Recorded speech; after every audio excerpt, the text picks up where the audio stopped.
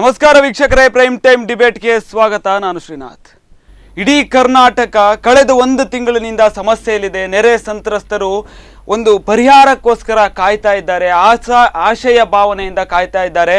ಒಂದು ಕಡೆ ಸರ್ಕಾರ ಭರವಸೆಯನ್ನು ನೀಡ್ತಾ ಇದೆ, ಆದರೆ ಪರಿಹಾರ ಕಾರ್ಯಗಳನ್ನು ತತ್ಕ್ಷಣವಾಗಿ ಮಾಡ್ತಾ ಇಲ್ಲ ಅನ್ನುವಂಥ ಒಂದು ನಿಟ್ಟಿನಲ್ಲಿ ಸಾಕಷ್ಟು ಕೂಗುಗಳು ಕೇಳಿ ಬರ್ತಾ ಇದೆ.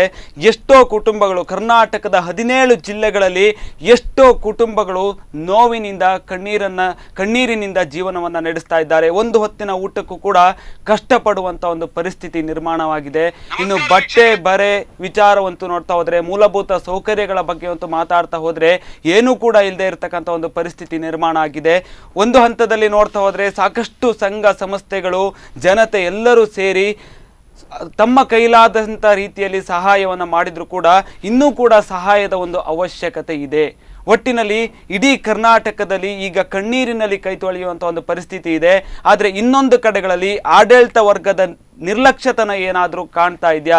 ಸರ್ಕಾರದ ವಿಳಂಬ ನೀತಿ.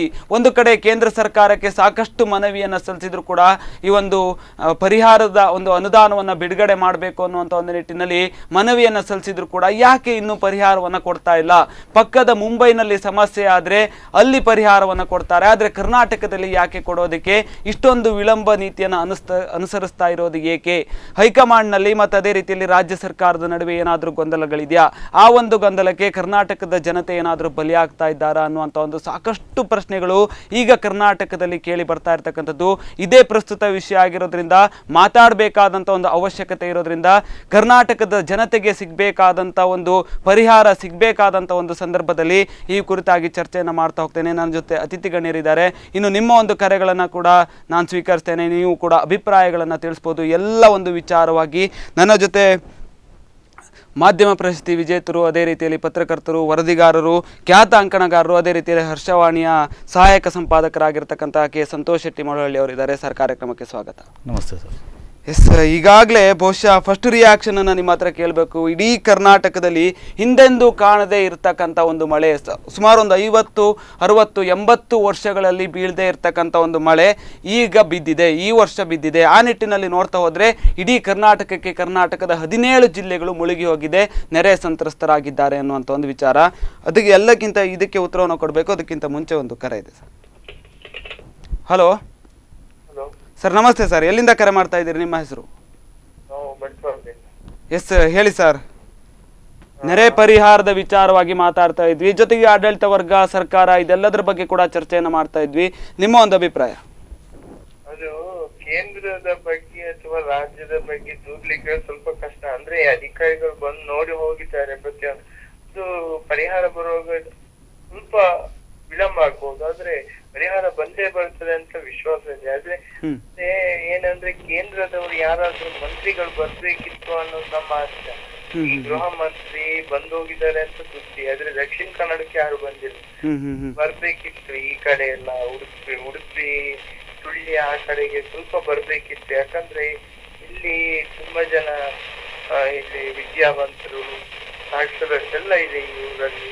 ಅಂದ್ರೆ ಅಲ್ಲ, ಕರ್ನಾಟಕನೇ ಬರ್ಬೇಕು. ಯಾಕಂದ್ರೆ ಕರ್ನಾಟಕ ಇಡೀ ದೇಶದಲ್ಲಿ ಒಳ್ಳೆ, ಯಾಕಂದ್ರೆ ಇಲ್ಲಿ ITBT ಇದೆ, ಎಲ್ಲ ಇದೆ.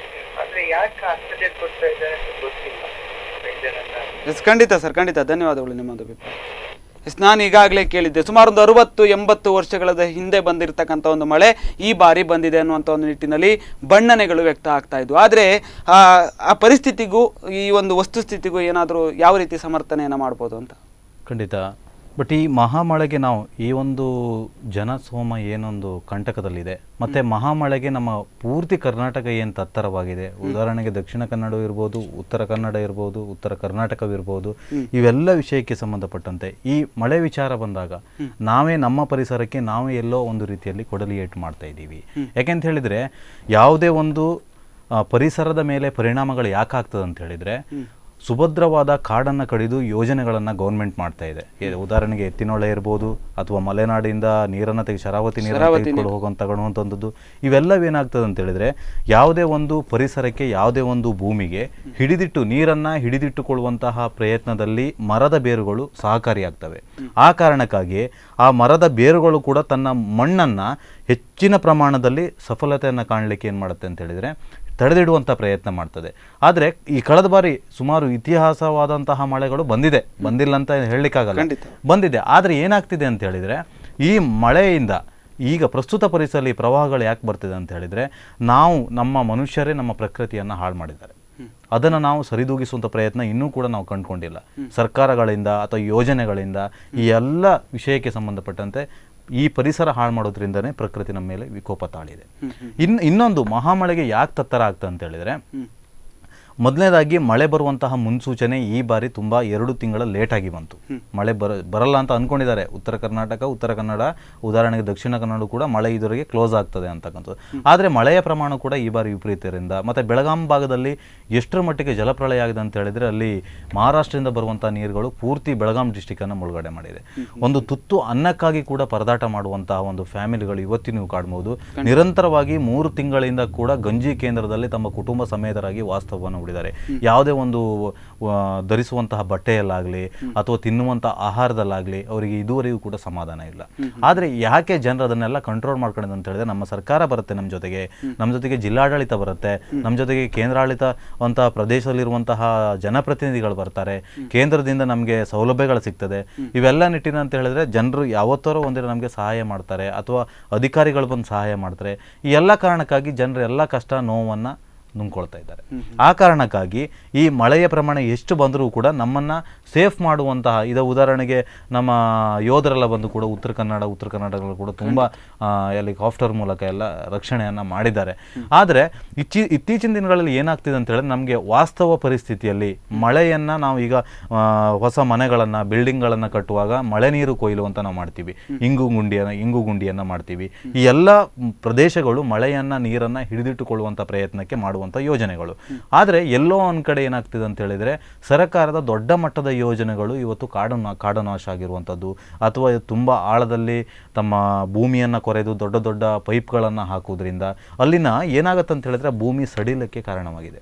ಈ ಒಂದು ಉದಾಹರಣೆಗೆ ನೀವು ಹಾಸನದಿಂದ ಅಪ್ ಟು ಮಂಗಳೂರು ಬರೋದಾದರೆ ಸಕಲೇಶ್ಪುರದಲ್ಲಿ ಪೂರ್ತಿ ಗುಡ್ಡ ಕೂಡ ಅರ್ಧಂಬರ್ಧ ಕುಸಿದಿದೆ. ಯಾಕೆಂದರೆ ಯಾವುದೇ ಸಮರ್ಪಕ ಯಾಕೆ ಕುಸಿದೆ ಅಂತ ಹೇಳಿದರೆ, ಮೊದಲು ಇದೇ ಥರ ಮಳೆ ಕೂಡ ದಕ್ಷಿಣ ಕನ್ನಡ ಭಾಗದಲ್ಲಿ ಬರ್ತಾ ಇತ್ತು. ಮೊದಲು ಕೂಡ ಏನಾಗ್ತಿದೆ ಅಂತ ಹೇಳಿದರೆ, ಈ ಕುಸಿತ ಮೊದಲು ಸಂಖ್ಯೆ ಪ್ರಮಾಣ ಕಡೆ ಆಗ್ತದೆ. ಯಾಕಂತ ಹೇಳಿದ್ರೆ ಹೊಳೆಗಳು, ನದಿಗಳು, ತೊರೆಗಳು ಎಲ್ಲವೂ ಕೂಡ ಒಂದೇ ಪ್ರಮಾಣದಲ್ಲಿ ಉಕ್ಕಿ ಹರಿತಾ ಇದೆ. ಅಲ್ಲೇನಾಗ್ತಿದೆ, ಮಣ್ಣಿನ ಸಾಂದ್ರತೆ ಕಡಿಮೆಗೊಳ್ತಾ ಇದೆ. ಆ ಕಾರಣಕ್ಕಾಗಿ ಬೆಟ್ಟ ಗುಡ್ಡಗಳಲ್ಲಿನ ಮಣ್ಣಿನ ಒಂದು ಹಿಡಿದಿಟ್ಟುಕೊಳ್ಳುವಂಥ ಪ್ರಯತ್ನ ಕಡಿಮೆ ಆದ್ದರಿಂದ ಹೊಳೆ ಭಾಗದ ಕಡೆ ಯಾವ ಮುಖ ಮಾಡಿ ಹರಿದು ಬಂದು ಹೊಳೆ ಸೇರ್ತವೆ. ಯಾವುದೇ ಮರ ಇರ್ಬೋದು, ಮನೆ ಇರ್ಬೋದು, ಏನೇ ಇರ್ಬೋದು, ಏನಿವನ್ ರಸ್ತೆಗಳಿರ್ಬೋದು, ಎಲ್ಲವನ್ನು ಕೊಚ್ಚಿಕೊಂಡು ಹೊಳೆಗೆ ಬಂದು ಹಾರುತ್ತೆ. ಅಲ್ಲಿ ಏನಾಗ್ತದೆ, ಮಣ್ಣಿನ ಸಾಂದ್ರತೆಯ ಪ್ರಮಾಣ ಕಡಿಮೆ ಇದೆ. ಮಣ್ಣಿನಲ್ಲಿ ಕಾಡು ನಾಶದಿಂದ ಮಳೆ ಬರ್ತದೆ. ಕಾಡು ನಾಶದಿಂದ ಮಳೆ ಕೆಲವು ಸಮಯ ಏನಾಗ್ತದೆ, ಕಾಡು ನಾಶದಿಂದ ಮಳೆ ಬರಲ್ಲ. ಆದರೆ ವಿಪರೀತ ಮಳೆಯಾಗಿದೆ, ಕಾಡು ಯಾವ ಬದಲಾಗಿ ನಾಶ ಆಗಿದೆ ಅಂತ ಹೇಳಿದ್ರೆ ಈ ಯೋಜನೆಗಳಿಂದನೇ, ಸರ್ಕಾರದ ಯೋಜನೆಗಳಿಂದನೇ ಕೆಲವು ಈ ಒಂದು ಕೆಳಮಟ್ಟದಲ್ಲಿ ಈ ದುಸ್ತರ ಪರಿಸ್ಥಿತಿ ಕಾರಣವಾಗಿದೆ. ಒಂದು ಹಂತದಲ್ಲಿ ನೋಡ್ತಾ ಹೋದರೆ ಈಗ 17 ಜಿಲ್ಲೆಗಳು ನೆರೆಪೀಡಿತ ಜಿಲ್ಲೆಗಳು ಅನ್ನುವಂಥ ಒಂದು ನಿಟ್ಟಿನಲ್ಲಿ ಎಲ್ಲ ಒಂದು ಮಾಹಿತಿಗಳನ್ನು ಕೊಡಲಾಗಿದೆ. ಅದೇ ರೀತಿಯಲ್ಲಿ ವರದಿಗಳು ಕೂಡ ಹೋಗಿದೆ. ಆ ಒಂದು 17 ಜಿಲ್ಲೆಗಳಲ್ಲಿ ಜನರು ಸಾಕಷ್ಟು ಕಡೆಗಳಲ್ಲಿ ಬಿಸ್ಕೆಟ್ಗಳನ್ನು ತಿಂದು ಜೀವನವನ್ನು ನಡೆಸ್ತಾ ಇದ್ದಾರೆ. ಸಣ್ಣ ಸಣ್ಣ ಮಕ್ಕಳು ಬಿಸ್ಕೆಟ್ಗಳನ್ನು ತಿಂತಾ ಇದ್ದಾರೆ. ಅಂದರೆ ಒಂದು ಹೊತ್ತಿನ ಊಟಕ್ಕೂ ಕೂಡ ಕಷ್ಟಪಡುವಂಥ ಒಂದು ಪರಿಸ್ಥಿತಿ ನಿರ್ಮಾಣ ಆಗಿದೆ. ನಮ್ಮ ಬಹುಶಃ ಒಂದು ಹೊತ್ತಿನ ಊಟ ಬಿಟ್ಟರೆ ನಮಗೆ ಮರುದಿನ ಹೊಟ್ಟೆ ಕೆಡೋದು ಅಥವಾ ಇನ್ನೇನೋ ಒಂದು ಆರೋಗ್ಯಕ್ಕೆ ಸಮಸ್ಯೆಗಳು ಉಂಟಾಗುತ್ತೆ. ಅಂಥ ಸಂದರ್ಭದಲ್ಲಿ ಸಣ್ಣ ಸಣ್ಣ ಮಕ್ಕಳ ಪರಿಸ್ಥಿತಿ ಏನು, ಅಲ್ಲಿನ ಒಂದು ಜನಜೀವನ ಈಗ ಹೇಗಿದೆ ಅಂತ ನೀವು ಕೂಡ ಪತ್ರಕರ್ತರು, ವರದಿಗಾರರು ಅಂತ ಒಂದು ಪ್ರದೇಶಗಳಿಗೆ ಭೇಟಿ ನೀಡಿ ಅಲ್ಲಿಯ ವರದಿಯನ್ನು ಕೂಡ ಮಾಡಿದ್ರಿ. ಹಾಗೆ ನೋಡ್ತಾ ಹೋದ್ರೆ ಅಲ್ಲಿನ ಒಂದು ಪರಿಸ್ಥಿತಿ, ಜನಜೀವನ ಈಗ ಹೇಗಿದೆ ಅಂತ, ಇಂದಿಗೂ ಹೇಗಿದೆ ಅಂತ, ಒಂದು ತಿಂಗಳಿಂದ ಇಂದಿಗೂ ಹೇಗಿದೆ? ಹೌದು, ಖಂಡಿತ. ನಾವು ಅಲ್ಲಿ ಸಾಧಾರಣ 2 ತಿಂಗಳ ಅವಧಿಯಲ್ಲಿ, ಹಿಂದಿನ ಅವಧಿಯಲ್ಲಿ ನಾವು ಅಲ್ಲಿ ಮೀಟ್ ಹೋಗಿದ್ದೀವಿ. ಹೋದಂಥ ಸಂದರ್ಭದಲ್ಲಿ ನಾವು ಕೂಡ ಸುಮ್ಮನೆ ಹೋಗಿಲ್ಲ. ನಮಗಿರುವಂಥ ನಮ್ಮ ಸಂಘ ಸಂಸ್ಥೆಗಳಿರ್ಬೋದು, ಅಥವಾ ನಮ್ಮ ಬೆಂಗಳೂರಿನ ಕನ್ನಡ ಪಕ್ಷ ಕರ್ನಾಟಕ ಇರ್ಬೋದು, ಅಥವಾ ಮಾಧ್ಯಮ ಒಕ್ಕೂಟ ಇರ್ಬೋದು, ಪತ್ರಕರ್ತರ ಸಂಘ ಇರ್ಬೋದು, ಅಥವಾ ಬೇರೆ ಬೇರೆ ಸುದ್ದಿ ವಾಹಿನಿಗಳಲ್ಲಿ ನಾವೇನು ಕಲೆಕ್ಟ್ ಮಾಡಿರುವಂಥ ನಮ್ಮ ಆಹಾರ ಪದಾರ್ಥಗಳನ್ನು ಅಲ್ಲಿಗೆ ಮುಟ್ಟುವಂಥ ಪ್ರಯತ್ನ ನಾವು ಫಸ್ಟ್ ಮಾಡಿದ್ದೀವಿ. ಬೆಳಗಾಂ ಜಿಲ್ಲೆಯ ನಾವು ಅತಿ ತೀರವಾದಂತಹ ಪ್ರದೇಶ ಚಿಕ್ಕೋಡಿ ಸಮೀಪ ನಾವು ಹೋಗಿದ್ವಿ. ಚಿಕ್ಕೋಡಿಗೆ ಸಾಧಾರಣ 3 ಗಂಜಿ ಕೇಂದ್ರಗಳಿಗೆ ನಮ್ಮ ಆಹಾರ ಪದಾರ್ಥಗಳನ್ನು ಸರಬರಾಜು ಮಾಡುವಂಥ ಪ್ರಕ್ರಿಯೆ ಮಾಡ್ತು. ಏನಾಗಿದೆ ಅಂತ ಹೇಳಿದರೆ ಪ್ರಸ್ತುತವಾಗಿ ಅಲ್ಲಿನ ಒಂದು, ಯಾಕಂತ ಹೇಳಿದರೆ ರಾತ್ರೋರಾತ್ರಿ ಎಷ್ಟೋ ಮನೆಗಳಿಗೆ ನೀರು ನುಗ್ಗಿದೆ. ನೀರು ಬರುವಂತಹ ಮುನ್ಸೂಚನೆಗಳು ಆ ಪ್ರದೇಶಕ್ಕೆ ಇರಲಿಲ್ಲ. ಆದ್ರೂ ಕೂಡ ಏನಾಗ್ತಿದೆ ಅಂತ ಹೇಳಿದರೆ ನೀರು ಬರುವಂತಹ ಮೂಮೆಂಟ್ ಕೂಡ ಇಲ್ದಿದಂತಹ ಸನ್ನಿವೇಶದಲ್ಲಿ ಏನಾಗಿದೆ ಅಂತ ಹೇಳಿದರೆ ಅಕಸ್ಮಾತಾಗಿ ನೀರು ಬಂದಿದೆ. ಎಲ್ಲರೂ ಕೂಡ ತಮ್ಮ ತಮ್ಮ ಮನೆಗಳ ಟೆರಸ್ ಮೇಲೂ ಕೂಡ ನಿಂತಿದ್ರು. ಅಂದರೆ ಕೆಲವು ಪ್ರದೇಶದಲ್ಲಿ ಏನಾಗ್ತಿದೆ ಅಂತ ಹೇಳಿದರೆ ಸಡನ್ಲಿ ಆಗಿ ನೀರು ಬಂದುಬಿಟ್ಟು ಅದನ್ನು ಕ್ಲಿಯರ್ ಮಾಡುವಂಥ ಪರಿಸ್ಥಿತಿ ಭಾಳ ಕಷ್ಟ ಆಯಿತು. ಆದರೆ ಗಂಜಿ ಕೇಂದ್ರದ ಪರಿಸ್ಥಿತಿ ಹೇಗಿದೆ ಅಂತ ಹೇಳಿದರೆ, ಗಂಜಿ ಕೇಂದ್ರದಲ್ಲಿ ಯಾವತ್ತೂ ಕೂಡ ಅಲ್ಲಿ ಏನಾಗ್ತಿದೆ ಅಂತ ಹೇಳಿದರೆ, ನಿಮಗೆ ಇವಾಗ ಬೆಂಗಳೂರಿಂದ ಅಥವಾ ಬೇರೆ ಬೇರೆ ಡಿಸ್ಟಿಕ್ಗಳಿಂದ ಕಲೆಕ್ಷನ್ ಮಾಡಿರುವಂತಹ ಏನು ಫುಡ್ಸ್ ಏನಿದೆ ಅಥವಾ ಬೆವರೇಜಸ್ ಏನಿರ್ಬೋದು, ವಾಟರ್ ಬಾಟಲ್ಗಳು, ಬ್ರೆಡ್ಗಳು, ಆ ನ್ಯಾಪ್ಕಿನ್ಗಳು, ಈ ಎಲ್ಲ ವಸ್ತುಗಳು ಕೇಂದ್ರ ಜಿಲ್ಲಾಡಳಿತ ಅದನ್ನು ರಿಸೀವ್ ಮಾಡಬೇಕಾಗತ್ತೆ. ಇಲ್ಲಿ ಏನಾಗ್ತಿದೆ ಅಂತ ಹೇಳಿದ್ರೆ ಎಲ್ಲವೂ ಸಂಸ್ಥೆಗಳು ಕೂಡ ಒಂದು ಸಿದ್ಧ ಉಡುಪುಗಳಿರ್ಬೋದು, ಎಲ್ಲವೂ ಎನಿವನ್ ಕೂಡ ಅವರವರ ಸ್ವಾಧೀನಕ್ಕೆ ಮುಟ್ಟಿಸದೇನೆ ಡೈರೆಕ್ಟಾಗಿ ತಂದು ಕೊಡ್ತಿರುವಂಥದ್ದು. ಎಲ್ಲೋ ಒಂದು ಕಡೆ ತಂದು ಕೊಟ್ಟಿರುವಂಥ ಫುಡ್ಗಳು ಏನಾಗ್ತಿದೆ, ಬ್ರೆಡ್ಗಳಿರ್ಬೋದು, ಬಿಸ್ಕೆಟ್ಸ್ಗಳಿರ್ಬೋದು, ಇವೆಲ್ಲ ಕೂಡ ಅಂದರೆ ಹಾಳಾಗ್ತಿದ್ದಾವೆ. ನೀರುಗಳು ಸೇರಿ ಅದು ಸ್ಮೂತ್ ಆಗಿರುವಂಥದ್ದು ಅಥವಾ ಬ್ರೆಡ್ಗಳು ಹುಳಿ ಬರುವಂಥ ಪ್ರಮಾಣದಲ್ಲಿ ಇಟ್ಟಿರುವಂಥದ್ದು. ಯಾರಿಗೆ ಅಗತ್ಯ ಇದೆ ಅದು ಫುಡ್ ಸರಬರಾಜು ಆಗ್ತಾ ಇಲ್ಲ. ಅದನ್ನು ಜಿಲ್ಲಾಡಳಿತ ಹೆಚ್ಚು ಕಡಿಮೆ ಜಿಲ್ಲಾಡಳಿತವೂ ಅದಕ್ಕೆ ಜವಾಬ್ದಾರಿ. ಯಾರಿಗೆ ಅದು ಕೊರತೆ ಇದೆ ಅದನ್ನು ಕೊರತೆ ನೀಗಿಸುವಂಥ ನಿಟ್ಟಿನಲ್ಲಿ ಆ ಫುಡ್ ಸಪ್ಲೈ ಮಾಡುವಂಥದ್ದು ಇವೆಲ್ಲ ಕೂಡ ನೇರವಾಗಿ ಸಪ್ಲೈ ಮಾಡಬೇಕಾಗತ್ತೆ. ಆದರೆ ಯಾಕೆ ಮಾಡ್ತಾ ಇಲ್ಲ ಅವರು ಅಂತ ಹೇಳಿದರೆ ಅಲ್ಲಿನ ಜನರ ಪರಿಸ್ಥಿತಿಯನ್ನು ಇದುವರೆಗೂ ಕೂಡ ಅರ್ಥ ಮಾಡ್ಕೊಂಡಿಲ್ಲ. ಉದಾಹರಣೆಗೆ ನಮ್ಮ ಹೆಚ್ಚು ನೋವಾಗಿರುವಂಥ ವಿಷಯ ಅಂತ ಹೇಳಿದರೆ ಮೂಕ ಪ್ರಾಣಿಗಳ ಒಂದು ರೋದನೆ. ಯಾಕೆಂತ ಹೇಳಿದರೆ ನಮ್ಮ ಕಣ್ಣಾರ ನಡೆದಂಥ ಒಂದು ಇನ್ಸಿಡೆಂಟ್. ಯಾಕೆಂತ ಹೇಳಿದರೆ ಕೊಟ್ಟಿಗೆಯಲ್ಲಿ 5-6 ದನಗಳನ್ನು ಒಟ್ಟಿಗೆ ಕಟ್ಟಿರ್ತಾರೆ. ಅಲ್ಲಿ ಮೇವುಗಳನ್ನು ಎತ್ತವತ್ತಾಗಿ ಹಾಕಿರ್ತಾರೆ. ಇದ್ದಕ್ಕಿದ್ದಂತೆ ಸಡನ್ಲಿ ನೀರು ಬರುತ್ತೆ. ನಾವು ಮನುಷ್ಯರು ಏನು ಮಾಡ್ತೀವಿ, ನಮ್ಮ ಸೇಫ್ಟಿಗೋಸ್ಕರ ನಾವು ಏನೋ ಒಂದು ರಿಕ್ವರಿಯಾಗಿ ಮಾಡ್ಕೊತೀವಿ. ಸಡನ್ಲಿ ಟೆರಸ್ ಮೇಲೆ ಹೋಗ್ತಾರೆ. ಪ್ರಾಣಿಗಳ ಪರಿಸ್ಥಿತಿ ಏನಾಗಬೇಕು ಹೇಳಿ. ಪ್ರಾಣಿಗಳಿಗೆ ಮೇವು ಹಾಕಿದರೆ ಮೇವು ತಿಂತಿದ್ದೀವಿ ಎಲ್ಲಾಗ ಅಡಿಗಡೆಯಿಂದ ನೀರು ಬಂದಾಗ ಏನಾಗುತ್ತೆ ಅಂತಂದರೆ ಪ್ರಾಣಿಗಳಿಗೂ ಕೂಡ ಆಶ್ಚರ್ಯವಾಗುತ್ತೆ. ಪ್ರಾಣಿಗಳು ಬೊಬ್ಬೆ ಹೊಡಿಯೋಕ್ಕೆ ಪ್ರಾರಂಭ ಮಾಡಿದ್ವಿ. ಕಣ್ಣು ಮುಂದೆಯೇ ಕಟ್ಟಿರುವಂಥ ಹಸುಗಳೇ ಒಂದು ಹಸುನಿಗಿರುವಂಥ ಪರಿಸ್ಥಿತಿ, ಹೃದಯ ವಿದ್ರಾಹಕ ಘಟನೆ. ತುಂಬ ಬೇಸರ ಆಗುತ್ತೆ. ಇಂಥ ಪರಿಸ್ಥಿತಿ ನಾವು ಬಂದಾಗ ಏನು ಮಾಡಬೇಕಂತ ಹೇಳಿದರೆ ಜಿಲ್ಲಾಡಳಿತ ಅದ್ರ ಬಗ್ಗೆ ಪರಿಹಾರ ಏನಿದೆಯೋ ಅಥವಾ ಅವರು ಹೈನುಗಾರಿಕೆ ಮಾಡೋದಿದ್ರೆ ಹೈನುಗಾರಿಕೆ ಎಷ್ಟು ರಾಸುಗಳು ಹಸುನಿಗಿದ್ದಾವೆ ಅವೆಲ್ಲದಕ್ಕೂ ಪರಿಹಾರಗಳನ್ನು ನೀಡಬೇಕು. ಎಲ್ಲೋ ಒಂದು ಕಡೆ ಈ ಸರ್ಕಾರಗಳು ಅಥವಾ ಜಿಲ್ಲಾಡಳಿತ ಇರ್ಬೋದು ಅಥವಾ ಜನಪ್ರತಿನಿಧಿಗಳಿರ್ಬೋದು ನೇರವಾಗಿ ಇವ್ರು ಏನು ಮಾಡ್ತಾರೆ ಅಂತ ಹೇಳಿದರೆ ಯಾರ್ಯಾರಿಗೆ ಎಷ್ಟು ಜಮೀನುಗಳು ನಾಶ ಆಗಿರ್ಬೋದು ಅಥವಾ ಎಷ್ಟು ಪಶುಗಳು ನಾಶ ಆಗಿರ್ತದೆ ಮತ್ತು ಅವರಿಗೆ ಆರ್ಥಿಕ ಪರಿಸ್ಥಿತಿಯಾಗಿ ಪ್ರಸ್ತುತ ಹೇಗಿದೆ ಅದನ್ನೆಲ್ಲ ಒಂದು ಲೆಕ್ಕಾಚಾರವನ್ನು ತೆಗೆದು, ಯಾಕಂದರೆ ನಮ್ಮ ಮುಖ್ಯಮಂತ್ರಿ ಅವ್ರನ್ನ ಕೇಳಿದ್ರೆ ಇಲ್ಲ ಇನ್ನೂ ನೆರೆ ಪರಿಹಾರದ ಲೆಕ್ಕನೇ ಸಿಕ್ಕಿಲ್ಲ ನಮಗೆ, ಅದು ಇನ್ನೂ ಕೊಡುವುದಿದೆ ಅವರಿಗೆ, ಬಾಕಿ ಇದೆ, 10,000 ಕೊಟ್ಟಾಗ ಮಾಡ್ತಾರೆ, ಹೀಗೆಲ್ಲ ಮಾತಾಡ್ತಾರೆ. ಬಟ್ ಎಲ್ಲೋ ಒಂದು ಕಡೆ ಏನಾಗ್ತದೆ, ಜನರ ಒಂದು ಮನಸ್ಸಿನ ಆಳಕ್ಕೆ ಹೋಗ್ದಿರೋದೇನದು, ನಮಗೆ ನಮ್ಮಿಂದನೇ ಕೂಡ ಎಷ್ಟೋ ಕೂಡ ಸಹಕಾರವನ್ನು ಜನರು ತಗೊಳ್ತಾರೆ. ರೈತರಿಂದನೇ ಕೂಡ ಎಲ್ಲವೂ ಕೂಡ ಸಿಟಿಗಳಲ್ಲಿ ಬದುಕುವಂಥ ಎಲ್ಲ ವ್ಯಕ್ತಿಗಳಿಗೂ ರೈತರನ್ನು ಕೂಡ ಫುಡ್ ಸಪ್ಲೈ ಮಾಡಬೇಕಾಗತ್ತೆ. ಅವರು ಬೆಳೆದಂಥ ಬೆಳೆಯೇ ಮಾರುಕಟ್ಟೆಗೆ ಬಂದು ಅದು ಸಿಟಿಯಲ್ಲಿ ಬದುಕುವಂಥ ಜನರಿಗೆ ಸಿಗುತ್ತೆ. ಆದರೆ ಇಂದಿನ ಪರಿಸ್ಥಿತಿ ಏನಾಗಿದೆ ಅಂತ ಹೇಳಿದ್ರೆ ಸಿಟಿಯಲ್ಲಿದ್ದವರಿಗೂ ಹಳ್ಳಿಗೆ ಈ ಕಾಲದಲ್ಲಿ ಹೆಲ್ಪ್ ಮಾಡಬೇಕು. ಎಷ್ಟೋ ಜನ ಮಾಡ್ತಾ ಇಲ್ಲ, ಅದನ್ನು ಮಾಡಬೇಕು. ಯಾಕಂತ ಹೇಳಿದ್ರೆ ರೈತರಿಂದ ನಾವು ಎಷ್ಟೋ ಬಾರಿ ಅದನ್ನು ತೆಗೆದುಕೊಂಡಿದ್ದೀವಿ, ಅವರಿಂದ ಸಹಕಾರವನ್ನು ಮಾಡ್ಕೊಂಡಿದ್ದೀವಿ. ತರಕಾರಿಗಳನ್ನು ಕೂಡ ಅಥವಾ ಇರ್ಬೋದು ಅಥವಾ ಬೇರೆ ಬೇರೆ ಫುಡ್ ಐಟಮ್ಗಳು ನಾವೇನು ತಗೊಂಡಿದ್ದೀವಿ ಅವರಿಂದ, ಅವೆಲ್ಲವೂ ಕೂಡ ಇಂತಹ ಸಂದಿಗ್ಧ ಪರಿಸ್ಥಿತಿ ಇದ್ದಾಗ ನಾವು ಅವರಿಗೆ ಕೊಡುವಂಥ ಒಂದು ಮಾನವೀಯತೆ ದೃಷ್ಟಿ ನಮ್ಮೆಲ್ಲ ಪ್ರತಿಯೊಬ್ಬ ಮನುಷ್ಯರಲ್ಲೂ ಕೂಡ ಬರಬೇಕು. ಬಂದಾಗ ಮಾತ್ರ ನಾವು ಸ್ವಾಭಿಮಾನದಿಂದ ಈ ಸಮಾಜದಲ್ಲಿ ಬದುಕಲಿಕ್ಕೆ ಸಾಧ್ಯ. ಮಳೆ ಬೆಳೆ ಎಲ್ಲವೂ ಕೂಡ ಉತ್ತಮ ರೀತಿಯಲ್ಲಿ ಇರಲಿಕ್ಕೆ ಸಾಧ್ಯ. ಎಸ್, ಹಾಗೆ ನೋಡ್ತಾ ಹೋದ್ರೆ ನಾವು ಕೂಡ ಕಾರ್ಯಕ್ರಮಗಳನ್ನು ಮಾಡಿದ್ವಿ, ಸಂತ್ರಸ್ತರ ಜೊತೆ ನಾವಿದ್ದೇವೆ ಅನ್ನುವಂಥ ಒಂದು ನಿಟ್ಟಿನಲ್ಲಿ ಈ ಉಡುಪಿಯಲ್ಲಿರ್ತಕ್ಕಂಥ ಹಲವು ಸಂಘಟನೆಗಳನ್ನ ಪರಿಚಯಿಸುವಂಥ ಒಂದು ಜನರಿಗೆಲ್ಲ ಪರಿಚಯಿಸಬೇಕು. ಮತ್ತು ಅದೇ ರೀತಿಯಲ್ಲಿ ಜನರು ಉತ್ತರ ಕರ್ನಾಟಕದ ಅದೇ ರೀತಿಯಲ್ಲಿ ಕರ್ನಾಟಕದ ಸಂತ್ರಸ್ತರಿಗೆ ಏನಾದರೂ ಒಂದು ಸಹಾಯವನ್ನು ಮಾಡಲಿ ಅನ್ನುವಂಥ ಒಂದು ನಿಟ್ಟಿನಲ್ಲಿ ಕಾರ್ಯಕ್ರಮವನ್ನು ಮಾಡಿದ್ವಿ.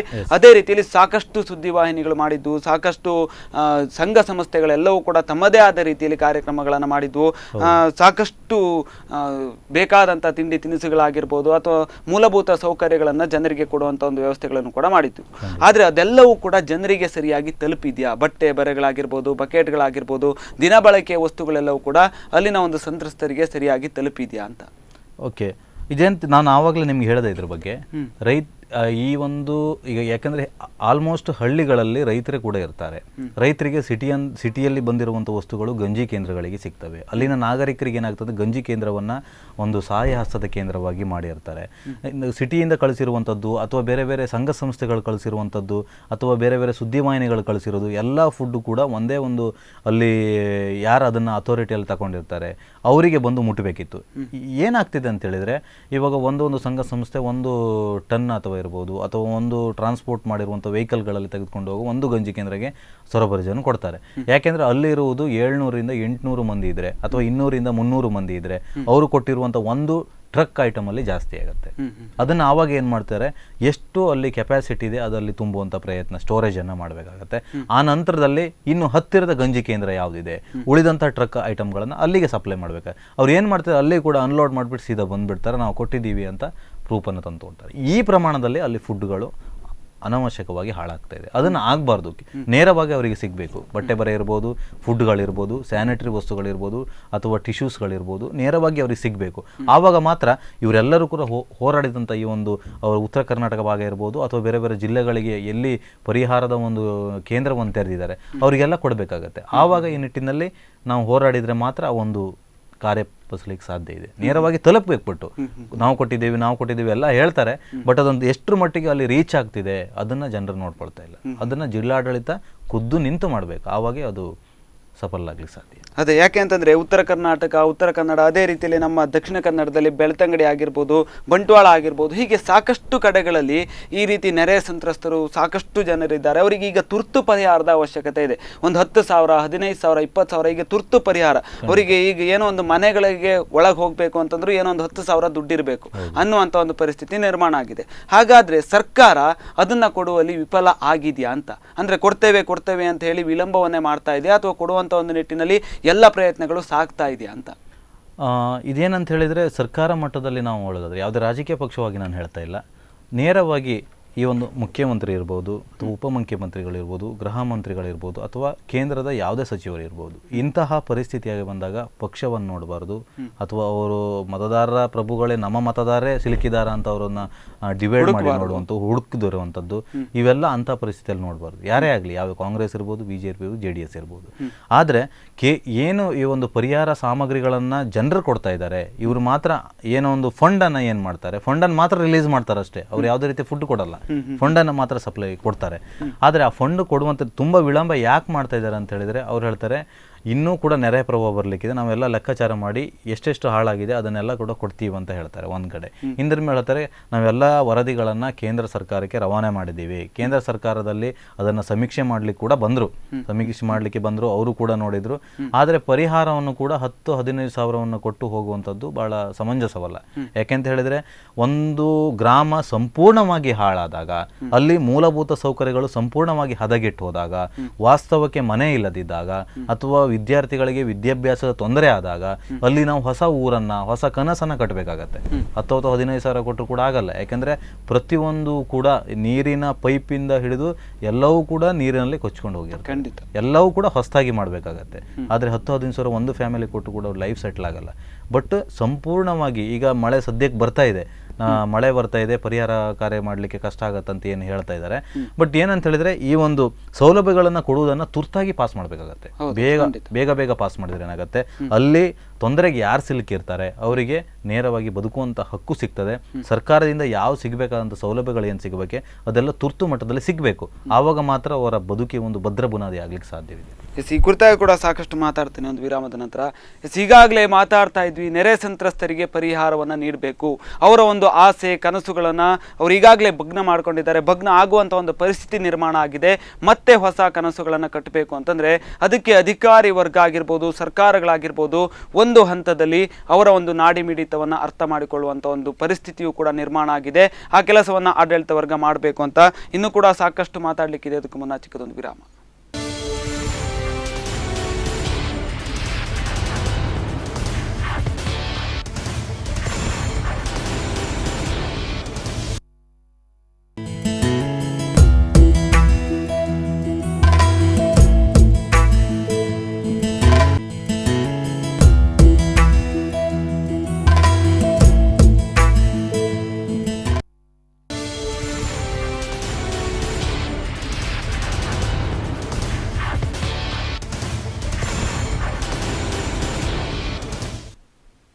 ವಿರಾಮದ ನಂತರ ಪ್ರೈಮ್ ಟೈಮ್ ಡಿಬೇಟ್ಗೆ ಮತ್ತೆ ಸ್ವಾಗತ. ನಾವು ಮಾತಾಡ್ತಾ ಇದ್ವಿ ಆಡಳಿತ ವರ್ಗಗಳು, ಸರ್ಕಾರಗಳು ಎಲ್ಲವೂ ಕೂಡ ಈಗ ಸ್ಪಂದನೆಯನ್ನು ಮಾಡಬೇಕಾದಂಥ ಒಂದು ಅವಶ್ಯಕತೆ ಇದೆ.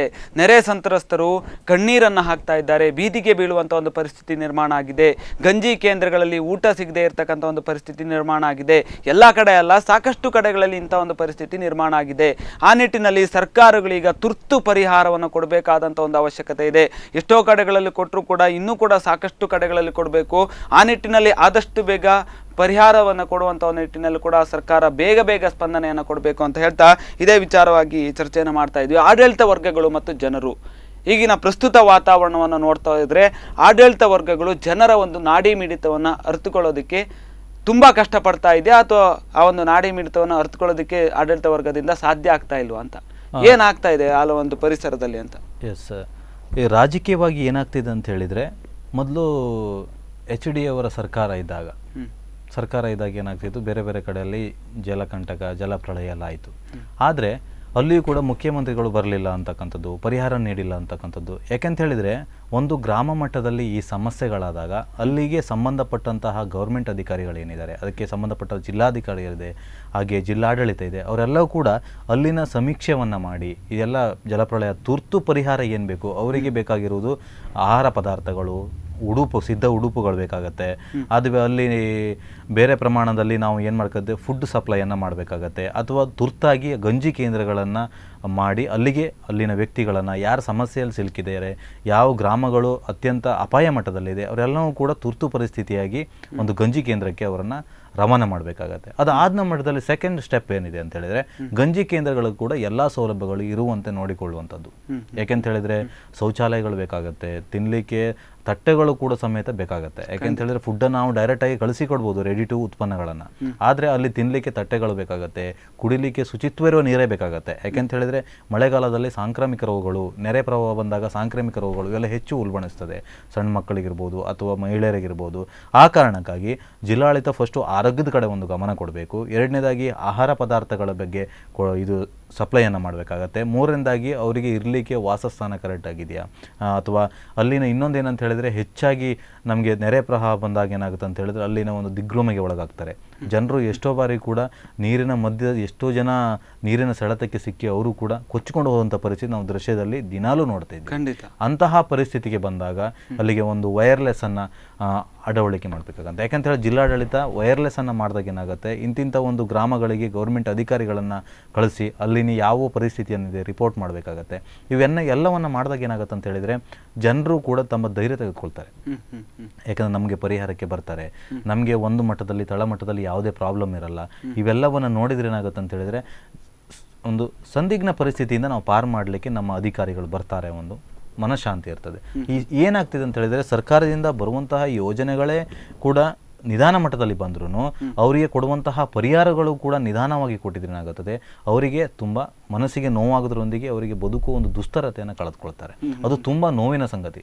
ಅದಾಗಬಾರ್ದು. ಯಾಕೆಂದರೆ ಜಿಲ್ಲಾಡಳಿತಗಳು ಇರ್ಬೋದು, ಸರ್ಕಾರಗಳಿರ್ಬೋದು, ಎಲ್ಲವೂ ಕೂಡ ತಮ್ಮ ಒಂದೇ ಮಟ್ಟದಲ್ಲಿ ಕೂಡ ಯೋಚನೆಯನ್ನು ಮಾಡಬೇಕಾಗತ್ತೆ. ಇನ್ನು ಕೇಂದ್ರ ಸರ್ಕಾರದ ವಿಚಾರಕ್ಕೆ ಬಂದರೆ, ವರದಿಗಳನ್ನು ಸಲ್ಲಿಸಿದ್ದೇವೆ. ರಾಜ್ಯ ಸರ್ಕಾರದ ಅಧಿಕಾರಿಗಳು ಹೇಳೋದು, ರಾಜ್ಯ ಸರ್ಕಾರದ ನಾಯಕರು ಹೇಳೋದು, ನಾವು ವರದಿಯನ್ನು ಸಲ್ಲಿಸಿದ್ದೇವೆ ಕೇಂದ್ರಕ್ಕೆ, ಇಂತಿಷ್ಟು ಕೋಟಿಗಳು ಬರಬೇಕಾದಂಥ ಒಂದು ಅವಶ್ಯಕತೆ ಇದೆ, ಕರ್ನಾಟಕಕ್ಕೆ ಇಷ್ಟು ಅನಿವಾರ್ಯತೆ ಇದೆ ಅಂತ ಹೇಳಿ ಕೇಂದ್ರಕ್ಕೆ ವರದಿಯನ್ನು ಸಲ್ಲಿಸಿದ್ದೇವೆ, ಆದಷ್ಟು ಬೇಗ ಕೇಂದ್ರ ಸ್ಪಂದನೆಯನ್ನು ಮಾಡುತ್ತೆ ಅಂತ ಹೇಳ್ತಾರೆ. ಆದರೆ ಕೇಂದ್ರ ಸರ್ಕಾರ ನೋಡಿದ್ರೆ, ಮುಂಬೈನಲ್ಲಿ ಮಹಾಮಳೆ ಆಯಿತು, ಜಲಕಂಟಕ ಆಯಿತು, ಸಮಸ್ಯೆ ಆಯಿತು, ಅದಕ್ಕೆ ಬೇಗ ಅನುದಾನವನ್ನು ಕೊಟ್ಟರು, ಕೇಳಿದ ತಕ್ಷಣ ಕೊಟ್ಟರು. ಆದರೆ ಕರ್ನಾಟಕದಲ್ಲಿ ಮಾತ್ರ ಯಾಕೆ ವಿಳಂಬ ಮಾಡ್ತಾ ಇದ್ದಾರೆ? ಹೈಕಮಾಂಡ್ ಮತ್ತು ರಾಜ್ಯ ಸರ್ಕಾರದ ನಡುವೆ ಇರ್ತಕ್ಕಂಥ ಒಂದು ಗೊಂದಲದ ಮಧ್ಯೆ ಏನಾದರೂ ಒಂದು ಗೊಂದಲ ಇದೆಯಾ? ಆ ಒಂದು ಗೊಂದಲ ಈ ಒಂದು ಕರ್ನಾಟಕದ ಜನತೆ ಅದರಲ್ಲೂ ಕೂಡ ನೆರೆ ಸಂತ್ರಸ್ತರನ್ನು ಬಲಿ ಪಡಿತಾ ಇದೆಯಾ ಅಂತ? ಖಂಡಿತ. ಯಾಕಂತ ಹೇಳಿದರೆ, ನಮ್ಮ ಮುಖ್ಯಮಂತ್ರಿಗಳು BS ಯಡಿಯೂರಪ್ಪನವ್ರು ಏನು ಮಾಡ್ಬೇಕಂತ ಹೇಳಿದರೆ, ಒಂದು ಸಮೀಕ್ಷೆಯನ್ನು ಮಾಡ್ತಾರೆ. ಎಲ್ಲ ಭಾಗಕ್ಕೆ ಹೋಗಿ ಎಷ್ಟೆಷ್ಟು ಪರಿಹಾರ. ಯಾಕೆಂದರೆ ಎಷ್ಟೋ ಬಾರಿ ಕೂಡ ಡೆಲ್ಲಿಗೆ ಹೋಗಬೇಕಂತ ಪ್ರವಾಸವನ್ನು ರದ್ದುಗೊಳಿಸಿ ಯಾವ ಪ್ರದೇಶ ಮುಳುಗಡೆ ಆಗಿದೆ ಅಲ್ಲಿಯೂ ಕೂಡ ಹೋಗಿ ಒಂದು ವಾಸ್ತವ ಪರಿಸ್ಥಿತಿಯನ್ನು ನೋಡ್ಕೊಂಡು ಬರ್ತಾರೆ. ಖುದ್ದಾಗಿ PM ಸಾಹೇಬರು ಕೂಡ ಬಂದರು, ನರೇಂದ್ರ ಮೋದಿ ಅವರು ಕೂಡ ಬಂದು ನೋಡಿದ್ರು, ಅವರು ಕೂಡ. ಆದ್ರೆ ಅವರು ಬಂದಿದ್ದು ಬೆಂಗಳೂರಿಗೆ ಮಾತ್ರ ಅನ್ನುವಂತ ಒಂದು ನಿಟ್ಟಿನಲ್ಲೂ ಕೂಡ ಕೂಗುಗಳು ಕೇಳಿ ಬರ್ತಾರೆ. ಇಸ್ರೋಕ್ಕೆ ಮಾತ್ರ ಬಂದ್ರು, ಆದ್ರೆ ನೆರೆ ಸಂತ್ರಸ್ತರನ್ನ ನೋಡ್ಲಿಕ್ಕೆ ಬರಲಿಲ್ಲ. ಈ ಬಾರಿ ಬರಲಿಲ್ಲ. ಯಾಕೆ ಬರಲಿಲ್ಲ ಅಂತ ಹೇಳಿದ್ರೆ, ಯಾಕಂದ್ರೆ ಯಡಿಯೂರಪ್ಪನವರಿಗೆ ಪೂರ್ತಿ ಜವಾಬ್ದಾರಿಯನ್ನ ಕೇಂದ್ರದಿಂದ ಬಿಟ್ಟಿದ್ದಾರೆ. ಇವರು ಕೂಡ ಪರಿಹಾರವನ್ನು ತೆಗೆದುಕೊಳ್ಳುವಳ್ಳಿಕ್ಕೆ ಏನು ಮಾಡ್ತಿದೆ ಅಂತ ಹೇಳಿದ್ರೆ ತುಂಬ ತಡವರಿಸ್ತಾ ಇದ್ದಾರೆ. ಯಾಕೆಂದರೆ ನೇರ ಮಟ್ಟದಲ್ಲಿ ಅವರಿಗೆ ಯಾವುದೇ ರೀತಿಯ ರಿಪೋರ್ಟ್ ಯಾವ ಸಮಸ್ಯೆ ಆಗ್ತಾ ಇದೆ, ಅಲ್ಲಿ ಯಾವುದರಿಂದ ಯಾವ ನದಿ ಪಾತ್ರ ಜನರಿಗೆ ವಿಳಂಬ ಆಗ್ತಾ ಇದೆ, ಮತ್ತು ಎಷ್ಟು ಸಮಸ್ಯೆಗಳು ಅಲ್ಲಿ ಉಲ್ಬಣಿಸಿದೆ, ಇವೆಲ್ಲವನ್ನು ಕೂಡ ಕೇಂದ್ರ ಸರ್ಕಾರಕ್ಕೆ ಯಡಿಯೂರಪ್ಪನವರೇ ರವಾನೆ ಮಾಡೋದು. ಅವರ ಆಡಳಿತ ವರ್ಗ ಏನಿದೆ, ಅವರ ಜಿಲ್ಲಾಧಿಕಾರಿಗಳಿಂದ ಅವರೆಲ್ಲ ರಿಪೋರ್ಟ್ ತೆಗೆದುಕೊಂಡ್ಬಿಟ್ಟು ಕೇಂದ್ರ ಸರ್ಕಾರಕ್ಕೆ ರವಾನೆ ಮಾಡಿದ್ದಾರೆ. ಬಟ್ ಅಲ್ಲಿಂದ ಬರಲಿಕ್ಕೆ ಯಾಕಾಗ್ತಿದೆ ಅಂತ ಹೇಳಿದರೆ, ಯಡಿಯೂರಪ್ಪನವರು ಪ್ರೆಷರ್ ಹಾಕಬೇಕಾಗತ್ತೆ. ಯಾಕೆಂದರೆ ಇಂಥ ಪರಿಸ್ಥಿತಿ ಇರುವುದರಿಂದ ಅಲ್ಲಿನ ಜನರು ಬಹಳ ಕಷ್ಟದ ಪರಿಸ್ಥಿತಿಯಲ್ಲಿದ್ದಾರೆ, ಅವರು ಕೂಡ ತಮ್ಮ ನೋವನ್ನು ಅನುಭವಿಸ್ತಾ ಇದ್ದಾರೆ. ಆ ಕಾರಣಕ್ಕಾಗಿ ಅಲ್ಲಿನ ಸರ್ಕಾರಗಳ ಮಟ್ಟದಲ್ಲಿ ಅದು ಯೋಚನೆಗಳನ್ನು ಚಿಂತನೆಗಳನ್ನು ಮಾಡಿ ಪರಿಹಾರ ತೆಗೆದುಕೊಳ್ಳುವಂಥ ಪ್ರಯತ್ನ ಮಾಡಬೇಕಾಗತ್ತೆ. ಯಾಕೆಂದರೆ ಒಂದು ಸಮೀಕ್ಷೆಯನ್ನು ಮಾಡಿದಾಗ ಒಂದು ಸಮೀಕ್ಷೆಯನ್ನು ಮಾಡಿ ಇಷ್ಟು ಕೋಟಿ ಹಣವನ್ನು ಬಿಡುಗಡೆ ಮಾಡ್ತಾರೆ, ಅದು ಸಮರ್ಪಕವಾಗಿ ಅವರಿಗೆ ವ್ಯವಸ್ಥೆಗಳನ್ನು ಕೊಡುವ ಹೊತ್ತಿಗೆ ನೆನೆಗುದಿಗೆ ಬಿದ್ದಿರ್ತದೆ. ಈ ಸಮಸ್ಯೆಗಳು ಕೂಡ ಮೂಲಭೂತ ಸೌಕರ್ಯದಲ್ಲೂ ಕೂಡ ಆಗಿದೆ. ಆ ಕಾರಣಕ್ಕಾಗಿ ಇವ್ರು ಏನು ಮಾಡ್ಬೇಕಂತ ಹೇಳಿದ್ರೆ, ಪರಿಹಾರ ಭಾಗದಲ್ಲಿ ಎಷ್ಟು ಸಮಸ್ಯೆಗಳಿದೆ ಅದನ್ನು ಕೂಲಂಕುಷವಾಗಿ ಇವ್ರು ಏನು ಮಾಡಬೇಕಾಗಂತ ಹೇಳಿದ್ರೆ ಒಂದು ಪಟ್ಟಿಯನ್ನು ಸಿದ್ಧ ಮಾಡಿ ಕೇಂದ್ರ ಸರ್ಕಾರ ಕೊಟ್ಟಿದೆ ಅಂತ ಎಲ್ಲ ಮಾಧ್ಯಮಗಳ ಮುಂದೆ ಕೂಡ ಹೇಳಿದ್ದಾರೆ. ಯಾಕೆ ಪರಿಹಾರ ವಿಳಂಬವಾಗ್ತಿದೆ ಅಂತೇಳಿ ಕೇಳಿದ್ರು ಕೂಡ ಯಡಿಯೂರಪ್ಪರಿಂದ ಸ್ಪಷ್ಟ ಉತ್ತರ ಕೂಡ ಇವತ್ತಿಗೂ ಬಂದಿಲ್ಲ. ಆದರೆ ಕೊಡ್ತೀವಿ, ಯಾವುದೇ ಕಾರಣ, ಯಾಕಂದ್ರೆ ಮಳೆಯ ಪ್ರಮಾಣ ಜಾಸ್ತಿ ಆಗ್ತಾ ಇದೆ, ಎಲ್ಲಾ ನದಿಗಳು ತುಂಬಿ ಅಪಾಯದ ಮಟ್ಟ ಮೀರಿ ಹರಿತಾ ಇದೆ. ಆ ಕಾರಣಕ್ಕಾಗಿ ಏನಾಗ್ತದೆ ಅಂತ ಹೇಳಿದ್ರೆ ನಿಮ್ಮ ಪರಿಹಾರವನ್ನ ನಾವು ಶೀಘ್ರದಲ್ಲಿ ತಂದು ಕೊಡ್ತೀವಿ ಅಂತ. ಆದ್ರೆ ಎಲ್ಲೋ ಒಂದ್ ಕಡೆ ಇವೆಲ್ಲ ಇವರಿಬ್ಬರ ಒಂದು ಜಗಳದಲ್ಲಿ ಜನರು ಬಲಿಪಶರಾಗ್ತಿದ್ದಾರೆ. ಯಾಕೆಂದ್ರೆ ಹೇಳಿದ್ರೆ ಸ್ವಂತ ಇರ್ಲಿಕ್ಕೆ ಸೂರಿಲ್ಲ, ತಮ್ಮ ಬಂಡವಾಳವಾಗಿ ಇಟ್ಕೊಂಡಂತಹ ಜಾನುವಾರುಗಳಿಲ್ಲ, ತನ್ನ ಕೃಷಿ ಭೂಮಿ ನೀರಿನಲ್ಲಿ ಕೊಚ್ಕೊಂಡು ಹೋಗಿದೆ, ವಿದ್ಯುತ್ ಸಂಪರ್ಕ ಕಡಿತವಾಗಿದೆ, ಸಂಬಂಧಿಕರ ಹೇಳ್ಬೇಕಂತ ಹೇಳಿದ್ರೆ ಮೊಬೈಲ್ ಸಂಪರ್ಕ ಇಲ್ಲ. ಜನರು ಬದುಕುವಂತಹ ದಿನನಿತ್ಯದ ಉಪಯೋಗುವಂತಹ ವಸ್ತುಗಳ ಜನರಿಗೆ ಇಲ್ದಿದ್ದಾಗ ಜನರು ಬದುಕು ದುಸ್ತರ ಆಗ್ಬಿಡುತ್ತೆ. ಈ ಕಾರಣಕ್ಕಾಗಿಯೇ ಬಂದಿಂತಹ ಸರ್ಕಾರಗಳ ಮೇಲೆ ಬೇಸರ ಆಗುತ್ತೆ, ಆಡಳಿತ ವರ್ಗದಲ್ಲಿರುವಂತಹ ಮುಖ್ಯಮಂತ್ರಿಗಳವ್ರ ಮೇಲೂ ಕೂಡ ಸಾಮಾನ್ಯ ಕಾಮನ್ ಪೀಪಲ್ ಕೂಡ ಬೇಸರ ಆಗಿದೆ. ನೀವು ಈಗಾಗಲೇ ಹೇಳಿದಾಗೆ BS ಯಡಿಯೂರಪ್ಪನವರು ಸಮೀಕ್ಷೆಯನ್ನ ನಡೆಸಿದ್ರು, ಅವರು ರಾಜ್ಯ ಸರ್ಕಾರದಿಂದ ವರದಿಯನ್ನ ಕೊಡಬೇಕು, ಇದು ಒಂದು ಕಡೆ. ಆದ್ರೆ ಮತ್ತೊಂದು ಕಡೆ ನಿರ್ಮಲಾ ಸೀತಾರಾಮನ್ ಅವರು ಬಂದಿದ್ರು, ಅಮಿತ್ ಶಾ ಅವರು ಬಂದಿದ್ರು, ವೈಮಾನಿಕ ಸಮೀಕ್ಷೆಯನ್ನು ನೋಡಿದ್ರು. ಅವರು ಕೂಡ ಎದುರಿಗೆ ಬಂದು ನಿಂತು ಈ ಎಲ್ಲ ಒಂದು ನೆರೆ ಸಂತ್ರಸ್ತರ ಸಂಕಷ್ಟವನ್ನ ಎಲ್ಲವನ್ನು ಕೂಡ ನೋಡಿದ್ರು.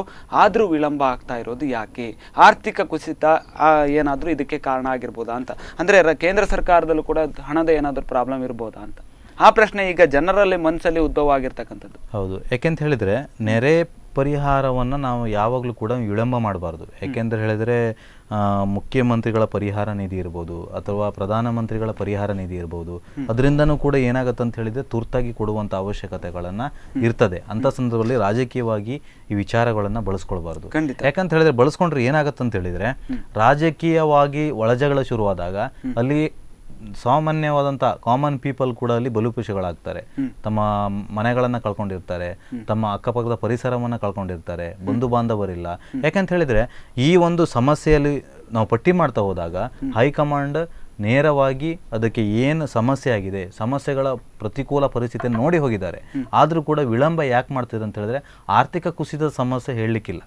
ಯಾಕೆಂತ ಹೇಳಿದ್ರೆ ಆರ್ಥಿಕ ಕುಸಿತ ಎಷ್ಟಿದ್ರು ಕೂಡ ಎಲ್ಲರೂ ಕೂಡ ದಿನನಿತ್ಯದ ವಸ್ತುಗಳ ಮೇಲೆ ಟ್ಯಾಕ್ಸ್ ಕಟ್ತಾ ಇದ್ದಾರೆ, ಟ್ಯಾಕ್ಸ್ಗಳು ಹೋಗ್ತಾ ಇದೆ, ಎಲ್ಲವೂ ಕೂಡ ಆಗ್ತಾ ಇದೆ. ಯಾಕಂತ ಹೇಳಿದ್ರೆ ಇಂತಹ ಪರಿಸ್ಥಿತಿಯಲ್ಲಿ ಆರ್ಥಿಕ ಕುಸಿತವನ್ನು ಹೇಳುವುದು ಕಾರಣವಲ್ಲ. ಅದು ಯಾವುದೇ ಅಧಿಕಾರಿಗಳು ಕೂಡ ತಮ್ಮ ಕರ್ತವ್ಯ ನಿರ್ವಹಿಸ್ತಿದ್ರು ಕೂಡ ಏನಾಗುತ್ತೆ ಅಂತ ಆರ್ಥಿಕ ಕುರಿತಂತೆ ಹೇಳೋದಾದ್ರೆ, ಬಟ್ ಈ ಒಂದು ಹೇಳುವಂತ ಪೊಸಿಷನ್ ಇವಾಗಲ್ಲ, ಅದು ಹೇಳಬಾರ್ದು. ಯಾಕಂತ ಹೇಳಿದ್ರೆ ಜನರು ಸಂಕಟದಲ್ಲಿದ್ದಾರೆ, ಜನರು ತಮ್ಮ ಒಂದು ಹೊತ್ತಿನ ಊಟಕ್ಕಾಗಿ ಕೂಡ ಪರದಾಡ್ತಾ ಇದ್ದಾರೆ, ಜನರು ತಮ್ಮ ಮಹಾಮಳೆಗೆ ತಮ್ಮ ಬದುಕನ್ನು ಬಲಿ ಕೊಟ್ಟಿದ್ದಾರೆ.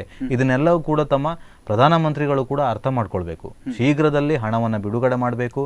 ಯಾವ ಭೂಮಿಗಳು ಎಲ್ಲಿ ಯಾವ ರೈತರಿಂದ ನಿರ್ನಾಮವಾಗಿದೆ, ಎಲ್ಲಿ ಕೂಡ ತಮ್ಮ ಸಮುದ್ರ ಪಾಲಾಗಿದೆ ಅಥವಾ ಎಲ್ಲಿ ಕೂಡ ತಮ್ಮ ಜಮೀನುಗಳು ಕೊಚ್ಚಿ ಹೋಗಿದೆ, ಇವೆಲ್ಲವೂ ಕೂಡ ಒಂದು ಸರ್ವೆ ಮಟ್ಟದಲ್ಲಿ ಮಾಡಿ ಮಳೆ ನಿಂತ ನಂತರ ಉತ್ತಮವಾದಂಥ ಪ್ರತಿಕ್ರಿಯೆಯನ್ನು ಜನರಿಂದ ತೆಗೆದುಕೊಳ್ಳುವಂಥ ಭಾವನೆ ಇನ್ನೂ ಕೂಡ ಇದೆ. ಅದನ್ನು ಮಾಡಬೇಕಾಗತ್ತೆ, ಜಿಲ್ಲಾಡಳಿತ ಮಾಡಬೇಕು. ಸ್ವತಃ ಮುಖ್ಯಮಂತ್ರಿಗಳು ಕೂಡ ಬಂದು ಅಲ್ಲಿ ತಮ್ಮ ಸಮೀಕ್ಷೆಯನ್ನು ಮಾಡಿ ಎಷ್ಟು ಜಮೀನುಗಳು ಅವರವರ ಇದಾಗಿದೆ ಅದೆಲ್ಲ ನೋಡಿ ವಾಪಸ್ ಕೊಡುವಂಥ ಪ್ರಯತ್ನ ಮಾಡುವಂಥದ್ದು. ಅಥವಾ ಕಳೆದ ಬಾರಿ ಬೈಲಹೊಂಗಲ ಸಮೀಪ ನಮ್ಗಲ್ಲಿನ ಎಷ್ಟೋ ಜನ ಕರೆ ಮಾಡಿ ಹೇಳ್ತಾರೆ, ಬೈಲಹೊಂಗಲ ಸಮೀಪ ಸಾಧಾರಣ 700ಕ್ಕೂ ಹೆಚ್ಚು ಒಂದು ವಸತಿಯನ್ನು ಕಟ್ಟಿಕೊಟ್ಟಿದ್ದಾರೆ. ವಸತಿಯನ್ನು 7 ಶೆಡ್ ರೂಪದಲ್ಲಿ ಕಟ್ಟಿದ್ದಾರೆ. ಆದರೆ ಇವತ್ತಿಯೂ ಕೂಡ ಅಲ್ಲಿ ಸುತ್ತಮುತ್ತ ಪರಿಸರ ಕೂಡ ಯಾವುದೇ ವಿದ್ಯುತ್ ಸಂಪರ್ಕ ಇಲ್ಲ, ಬೀದಿ ದೀಪ ಸಂಪರ್ಕ ಇಲ್ಲ, ಶೌಚಾಲಯಗಳು ಸಮರ್ಪಕವಾಗಿ ನಿರ್ಮಾಣವಾಗಿಲ್ಲ. ಇವತ್ತಿಗೂ 700-800 ಮನೆಗಳು ಕೂಡ ನಿರ್ನಾಮವಾಗಿ ಹಾಗೇ ಇದೆ. ಯಾವುದೇ ರೀತಿಯ ಒಂದು ಕಾರ್ಯನಿರ್ವಹಿಸ್ತಾ ಇಲ್ಲ. ಜನರು ಕೂಡ ಅಲ್ಲಿ ಬರ್ಲಿಕ್ಕೆ ಒಪ್ತಾ ಇಲ್ಲ. ಒಂದೇ ರೀತಿಯ ಒಳಚರಂಡಿ ವ್ಯವಸ್ಥೆ ಇಲ್ಲ, ನೀರಿನ ಸಪ್ಲೈ ಅಂತೂ ಇಲ್ಲ, ವಿದ್ಯುತ್ ಸಂಪರ್ಕ ಇಲ್ಲ, ಗೋಡೆಗಳನ್ನ ಕಟ್ಟಿದ್ದಾರೆ, ಸೀಟ್ಗಳನ್ನ ಹಾಕಿ ಇಟ್ಟಿದ್ದಾರೆ, ಬಂದು ವಾಸವಾಗಿ ಅಂತ ಅಧಿಕಾರಿಗಳು ಹೇಳ್ತಾ ಇದ್ದಾರೆ. ಅಧಿಕಾರಿಗಳು ಅವ್ರು ಬಂದ್ರೆ ಮಾತ್ರ ರಿಪೋರ್ಟ್ ಕೊಡ್ಲಿಕ್ಕೆ ಸಾಧ್ಯ ಆಗುತ್ತೆ. ಒಂದೇ ಒಂದು ಕುಟುಂಬ ಕೂಡ 700 ಮನೆಗೂ ಕೂಡ ಜನರು ಬಂದು ವಾಸವಾಗಿಲ್ಲ. ಯಾಕೆಂತ ಹೇಳಿದ್ರೆ ಇವರ ಒಂದು ಬೇಜವಾಬ್ದಾರಿತನ. ಅಲ್ಲಿ ಸರ್ಕಾರ ಮಧ್ಯ ಪ್ರವೇಶಿಸಿ ಏನಾಗಿದೆ, ಪ್ರಾಬ್ಲಮ್ ಏನಾಗಿದೆ, ಅಧಿಕಾರಿ ವರ್ಗಗಳು ಅಲ್ಲಿ ಭೇಟಿ ನೀಡಬೇಕು, ಏನು ಸಮಸ್ಯೆ ಆಗಿದೆ ಅದನ್ನ ತಿಳಿ ಹೇಳಬೇಕು. ಆ ಸಮಸ್ಯೆ ಇಲ್ಲದೇ ಇದ್ರೂ ಕೂಡ ಬೆಳಗಾಮಲ್ಲಿ ಸಾಧಾರಣ 700 ಫ್ಯಾಮಿಲಿಗಳು ಕೂಡ ಇವತ್ತು ಕೂಡ ಬದುಕಬಹುದಿತ್ತು. ಖಂಡಿತ ಎಷ್ಟೋ ಜನ ಸಂಕಟದಲ್ಲಿ ಸಿಲುಕಿ ಹಾಕೊಳ್ಳುವಂಥ ಪ್ರಯತ್ನ ಆಗ್ತಾ ಇರಲಿಲ್ಲ. ಯಾಕಂತ ಹೇಳಿದ್ರೆ ಈ ಎಲ್ಲ ಸಮಸ್ಯೆಗಳಿಂದ ಈಗ ಸುಧಾರಣೆಗೆ ಎಲ್ಲೋ ಒಂದು ಖಾಲಿ ಜಾಗದಲ್ಲಿ, ಸರ್ಕಾರಿ ಜಾಗದಲ್ಲಿ ಕಟ್ಟುವಂತ ಪ್ರಯತ್ನ ಮಾಡ್ತಾರೆ. 600ರಿಂದ 800 ಮನೆಗಳನ್ನ ಕಟ್ತಾರೆ. ಸಡನ್ ಆಗಿ ಮಳೆ ನಿಲ್ತದೆ, ಪ್ರವಾಹಗಳು ನಿಲ್ತವೆ. ಆವಾಗ ಏನ್ ಮಾಡ್ತಾರೆ ಅಂತ ಹೇಳಿದ್ರೆ ಅಲ್ಲಿನ ಒಂದು ಕಾಮಗಾರಿ ಸಡನ್ ಆಗಿ ನಿಲ್ಲಿಸಿ ಬಿಡ್ತಾರೆ. ಯಾಕೆಂದ್ರೆ ಮತ್ತೆ ಮಳೆ ಬರಲ್ಲ ಅಂತಕ್ಕಂಥದ್ದು. ಇನ್ನೂ ಅವರಿಗೆ ಆ ಕಾಮಗಾರಿ ನೆನಪಾಗೋದು ನೆಕ್ಸ್ಟ್ ಒಂದು ಜಲಪ್ರಳಯ ಆದಾಗ, ಮತ್ತೆ ಮಳೆ ಬಂದಾಗ, ಸಂಕಟದಲ್ಲಿ ಸಿಲುಕಿದಾಗ. ಯಾಕೆ ಈ ಒಂದು ಪ್ರಶ್ನೆ, ನಾನೀಗ ಜನರು, ನಮ್ಮ ಕರ್ನಾಟಕದ ಜನತೆ ಹೇಗೆ ಅಂತಂದ್ರೆ ಸಮಸ್ಯೆಗಳು ಆಗ್ತಾ ಇದ್ರು ಕೂಡ, ಇಷ್ಟೊಂದು ನೆರೆ ಸಮಸ್ಯೆಗಳು ಆಗಿದ್ರು ಕೂಡ ಸರ್ಕಾರಗಳು ಬಂದು ಏನೋ ಒಂದು ಒಳ್ಳೆ ರೀತಿ ಮಾತಾಡಿ ಸಾಂತ್ವನವನ್ನು ಹೇಳಿ, ಆಡಳಿತ ವರ್ಗದವರು ಬಂದು ಸಾಂತ್ವನವನ್ನು ಹೇಳಿ ನಿಮ್ಮ ಜೊತೆ ನಾವಿದ್ದೇವೆ ಅಂತ ಪದೇ ಪದೇ ಬಂದು ಭರವಸೆಗಳನ್ನು ಕೊಟ್ಟರೆ ಅವರ ಒಂದು ನೋವು ಕೂಡ ಸ್ವಲ್ಪದರ ಮಟ್ಟಿಗೆ ಕಡಿಮೆ ಆಗುತ್ತೆ. ಅವಾಗ ಪರಿಹಾರ ಸ್ವಲ್ಪ ತಡ ಆದರೂ ಕೂಡ ಸರ್ಕಾರ ನಮ್ಮ ಜೊತೆಗಿದೆ, ಆಡಳಿತ ವರ್ಗ, ಅಧಿಕಾರಿ ವರ್ಗ ನಮ್ಮ ಜೊತೆಗಿದೆ ಅನ್ನುವಂಥ ಒಂದು ಭರವಸೆಯೊಂದಿಗೆ, ಅನ್ನುವಂಥ ಒಂದು ಒಳ್ಳೆ ರೀತಿಯಾದಂಥ ಒಂದು ಮನಸ್ಥಿತಿಯೊಂದಿಗೆ ಬದುಕ್ತಾ ಹೋಗುತ್ತೆ. ಕಷ್ಟನೋ ಸುಖನೋ ಅವ್ರು ಬದುಕ್ತಾ ಹೋಗ್ತಾರೆ, ಪರಿಹಾರ ಲೇಟ್ ಆದ್ರೂ ಕೂಡ. ಆದ್ರೆ ಆ ಎಲ್ಲ ಒಂದು ಕೆಲಸಗಳು ಕೂಡ ನಾಮಕಾವಸ್ಥೆಗೆ ಆಗ್ತಾ ಇದೆಯಾ ಅಂತ ಅನಿಸ್ತಾ ಇಲ್ವಾ ಅಂತ ಕರ್ನಾಟಕದಲ್ಲಿ ನೋಡ್ತಾ ಹೋದ್ರೆ? ಆ ಒಂದು ಸಾಂತ್ವನ ಹೇಳುವಂತ ಒಂದು ಪ್ರಕ್ರಿಯೆಗಳು ಕೂಡ ನಾಮಕಾವಸ್ಥೆಗೆ ಮಾಡಬೇಕಲ್ಲ ಅಂತ ಒಂದು ನಿಟ್ಟಿನಲ್ಲಿ, ಅಥವಾ ಒಂದು ಪ್ರಚಾರದ ದೃಷ್ಟಿಯಲ್ಲಿ ಏನಾದರೂ ಆಗ್ತಾ ಇದೆಯಾ ಅಂತ. ಒಂದು ಕರೆ ಇದೆ ಸರ್. ಹಲೋ ಸರ್, ನಮಸ್ತೆ ಸರ್. ಎಲ್ಲಿಂದ ಕರೆ ಮಾಡ್ತಾ ಇದ್ದೀರಿ? ನಿಮ್ಮ ಹೆಸರು? ಎಸ್ ಹೇಳಿ ಸರ್. ಎಸ್ ಹೇಳಿ ಸರ್. ಮಹಾಮಳೆ ಜಲಕಂಟಕ ಅನ್ನುವಂಥ ಒಂದು ವಿಚಾರದ ಅಡಿಯಲ್ಲಿ ನಾವು ನೆರೆ ಪರಿಹಾರವನ್ನ, ಅಂದ್ರೆ ತುರ್ತು ಪರಿಹಾರವನ್ನಾದರೂ ಕೂಡ ಕೊಡಬೇಕು. ಸಾಕಷ್ಟು ಜನ ನೆರೆ ಸಂತ್ರಸ್ತರು ಈಗಾಗಲೇ ಕಷ್ಟದಲ್ಲಿದ್ದಾರೆ, ತುರ್ತು ಪರಿಹಾರಕ್ಕೋಸ್ಕರ ಕಾಯ್ತಾ ಇದ್ದಾರೆ ಅನ್ನುವಂಥ ಒಂದು ವಿಚಾರವಾಗಿ ನಾವು ಮಾತಾಡ್ತಾ ಇದ್ದೀವಿ. ನಿಮ್ಮ ಒಂದು ಅಭಿಪ್ರಾಯ ಸರ್? ಯಾರಿಗೂ ಗೊತ್ತಿರ್ಲಿಲ್ಲ. ಬಂದ್ಮೇಲೆ ಜಿಲ್ಲಾಧಿಕಾರಿಗಳೆಲ್ಲ ಸ್ಪಂದಿಸ್ಬೇಕಿತ್ತು. ಕೆಲವು ಕಡೆ ಜಿಲ್ಲಾಧಿಕಾರಿಗಳೇ ಸ್ಪಂದಿಸಲಿಲ್ಲ, ಜಿಲ್ಲಾಧಿಕಾರಿಗಳೇ ಸಾಮಾನ್ಯ ನೆರವು ಕೂಡ ಕೊಡ್ಲಿಲ್ಲ ಅನ್ನೋ ದೂರು ಅಲ್ಲಿ ನಡೆದು, ಎಷ್ಟು ಸತ್ಯ ಎಷ್ಟು ಸುಳ್ಳು ಅಂತ ನಮ್ಗೆ ಗೊತ್ತಿಲ್ಲ. ಆದ್ರೂ ಅಲ್ಲಿ ಜನ ಹೇಳ್ತಾರೆ, ಮತ್ತೆ ಅಲ್ಲಿ ಜನ ಹೇಳ್ತಾರೆ ಒಬ್ರು ಜನಪ್ರತಿನಿಧಿ ಬರ್ಲಿಲ್ಲ ಅಂದ್ರೆ ನೆರೆ ಬಂದಾಗ ಜನಗಳಿಗೆ ಎಷ್ಟು ಸಹಾಯ ಮಾಡಿದ್ರು ಸಾಕಾಗವ, ಬೇಕು ಇನ್ನು ಬೇಕು ಅಂತ ತೋರಿಸ್ತಾ ಇದೆ. ಅಂದ್ರೆ ಆ ಸ್ಥಿತಿಯಲ್ಲಿ ಅಲ್ಲಿ ಜನ ಇರ್ತಾರೆ. ಹಾಗೆ ಆಗಿರುವಾಗ ಕೇಂದ್ರದಿಂದ ಬಂದಿಲ್ಲ, ಕೇಂದ್ರದಿಂದ ಇರ್ಲಿ, ರಾಜ್ಯ ಸರ್ಕಾರ ಆದ್ರೂ ಸ್ವಲ್ಪ ಅನುದಾನ ಬಿಡುಗಡೆ ಆಗಿದ್ದನ್ನಾದ್ರೂ, ಬೇರೆ ಇಲಾಖೆಗೆ ಆಗಿದ್ದನ್ನಾದ್ರೂ ಇಲ್ಲಿಗೆ ಕೊಟ್ಟು ನಂತರ ಕೇಂದ್ರದಿಂದ ಆ ಅನುದಾನವನ್ನು ಮಾಡ್ಬೇಕಂತ ನನ್ನ ಅಭಿಪ್ರಾಯ. ಎಸ್, ಖಂಡಿತ ಸರ್. ನಾವು ಅದೇ ವಿಚಾರವಾಗಿ ಮಾತಾಡ್ತಾ ಇದ್ವಿ ಸರ್. ಏನು ಅಂತಂದ್ರೆ ಹೈಕಮಾಂಡ್ ಕೊಡುವಂತ ಒಂದು ಅನುದಾನ ಅದು ಸೆಕೆಂಡರಿ ಅನುದಾನ ಅಂತ ಬರುತ್ತೆ, ಅದರ ನೆಕ್ಸ್ಟ್ ವರ್ಗದಲ್ಲಿ ಬರುತ್ತೆ. ಆದರೆ ರಾಜ್ಯ ಸರ್ಕಾರ ನಮಗೀಗ ಬೇಕಾಗಿರ್ತಕ್ಕಂಥದ್ದು ಅಂದ್ರೆ ನೆರೆ ಸಂತ್ರಸ್ತರಿಗೆ ಬೇಕಾಗಿರ್ತಕ್ಕಂಥದ್ದು ಹೈಕಮಾಂಡ್ ಆದ್ರೂ ಕೊಡ್ಲಿ, ರಾಜ್ಯ ಸರ್ಕಾರ ಆದ್ರೂ ಕೊಡ್ಲಿ, ಆದರೆ ಪರಿಹಾರವನ್ನ ಕೊಡ್ಲಿ. ನಮಗೆ ಬೇಕಾಗಿರ್ತಕ್ಕಂಥದ್ದು ಈಗ ಪರಿಹಾರ ಅನ್ನುವಂಥ ಒಂದು ವಿಚಾರ. ಎಸ್, ಧನ್ಯವಾದಗಳು ಸರ್ ನಿಮ್ಮ ಒಂದು ಅಭಿಪ್ರಾಯಕ್ಕೆ. ಎಸ್, ನಾನು ಈಗಾಗಲೇ ಕೇಳಿದ್ದೆ, ಆಡಳಿತ ವರ್ಗಗಳಾಗಿರ್ಬೋದು, ಅಧಿಕಾರಿ ವರ್ಗಗಳಾಗಿರ್ಬೋದು, ಹೇಳುವಂಥ ಒಂದು ಸಾಂತ್ವನವು ಕೂಡ ನಾಮಕಾವಸ್ಥೆಗೆ, ಪ್ರಚಾರಕ್ಕೆ ಮಾತ್ರ ಸೀಮಿತ ಆಗ್ತಾ ಇದೆಯಾ ಅಂತ. ಖಂಡಿತ. ನೀವು ಕಳೆದ ಬಾರಿ ಗಮನಿಸಬಹುದು, ರೇಣುಕಾಚಾರ್ಯ ಅವರು ಎಷ್ಟು ಡೊಂಬರಾಟವನ್ನು ಮಾಡಿದರು. ನದಿಗಳ ಮಧ್ಯೆ ಅಥವಾ ಒಂದು ತೇಪೆ ಹಾಕೊಂಡ್ಬಿಟ್ಟು ಅದರಲ್ಲಿ ತಳ್ಕೊಂಡು ತೆಪ್ಪವನ್ನ ಅವರು ಓಡಿಸಿದಂತ ಒಂದು ರೀತಿ, ಅಂದ್ರೆ ತೆಪ್ಪದಲ್ಲಿ ಹುಟ್ಟಾಕಿದಂತ ಒಂದು ರೀತಿ ಆಗಿರ್ಬೋದು, ತುಂಬಾ ಅದ್ಭುತವಾಗಿತ್ತು ಅಂತ.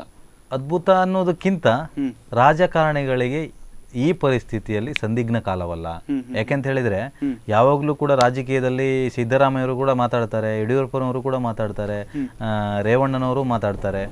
ಆದ್ರೆ ಇಂತಹ ಪರಿಸ್ಥಿತಿ ಇದ್ದಾಗ ಅದಕ್ಕೆ ನಾವು ಸೀರಿಯಸ್ ಆಗಿ ಒಂದು ಒಪಿನಿಯನ್ ಕೊಡಬೇಕಾಗತ್ತೆ. ಖಂಡಿತ.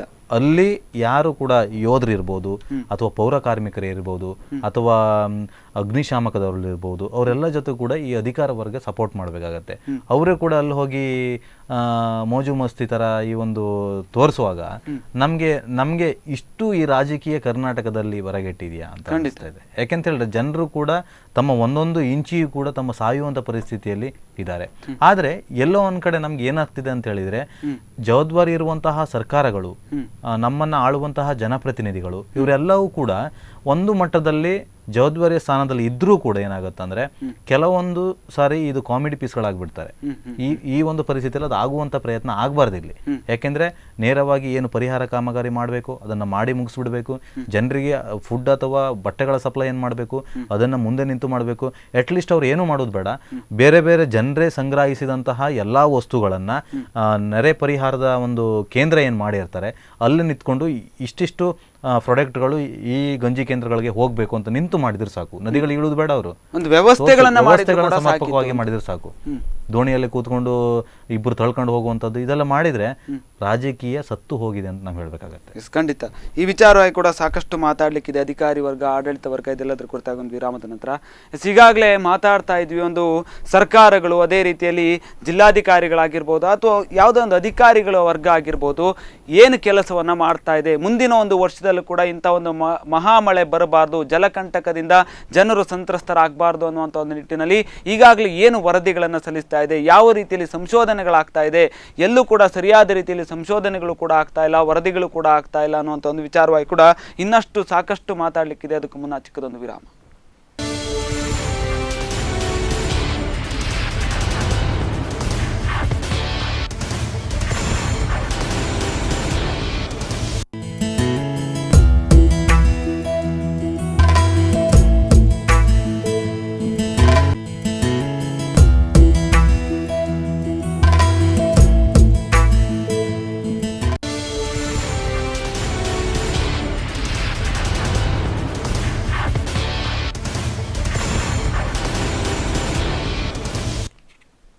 ವಿರಾಮದ ನಂತರ ಮತ್ತೆ ಸ್ವಾಗತ. ನಾವು ಮಾತಾಡ್ತಾ ಇದ್ವಿ ಉತ್ತರ ಕರ್ನಾಟಕದ ಬಗ್ಗೆ, ಉತ್ತರ ಕನ್ನಡದ ಬಗ್ಗೆ, ಅದೇ ರೀತಿಯಲ್ಲಿ ದಕ್ಷಿಣ ಕನ್ನಡದಲ್ಲಿ ಆಗಿರ್ತಕ್ಕಂಥ ಒಂದು ಮಹಾಮಳೆಯ ವಿಚಾರವಾಗಿ, ನೆರೆ ಸಂತ್ರಸ್ತರ ವಿಚಾರವಾಗಿ, ಪರಿಹಾರ ಸಿಗಬೇಕು ಅನ್ನುವಂಥ ಒಂದು ವಿಚಾರವಾಗಿ ಇದೆಲ್ಲದರ ಬಗ್ಗೆ ಮಾತಾಡ್ತಾ ಇದ್ವಿ.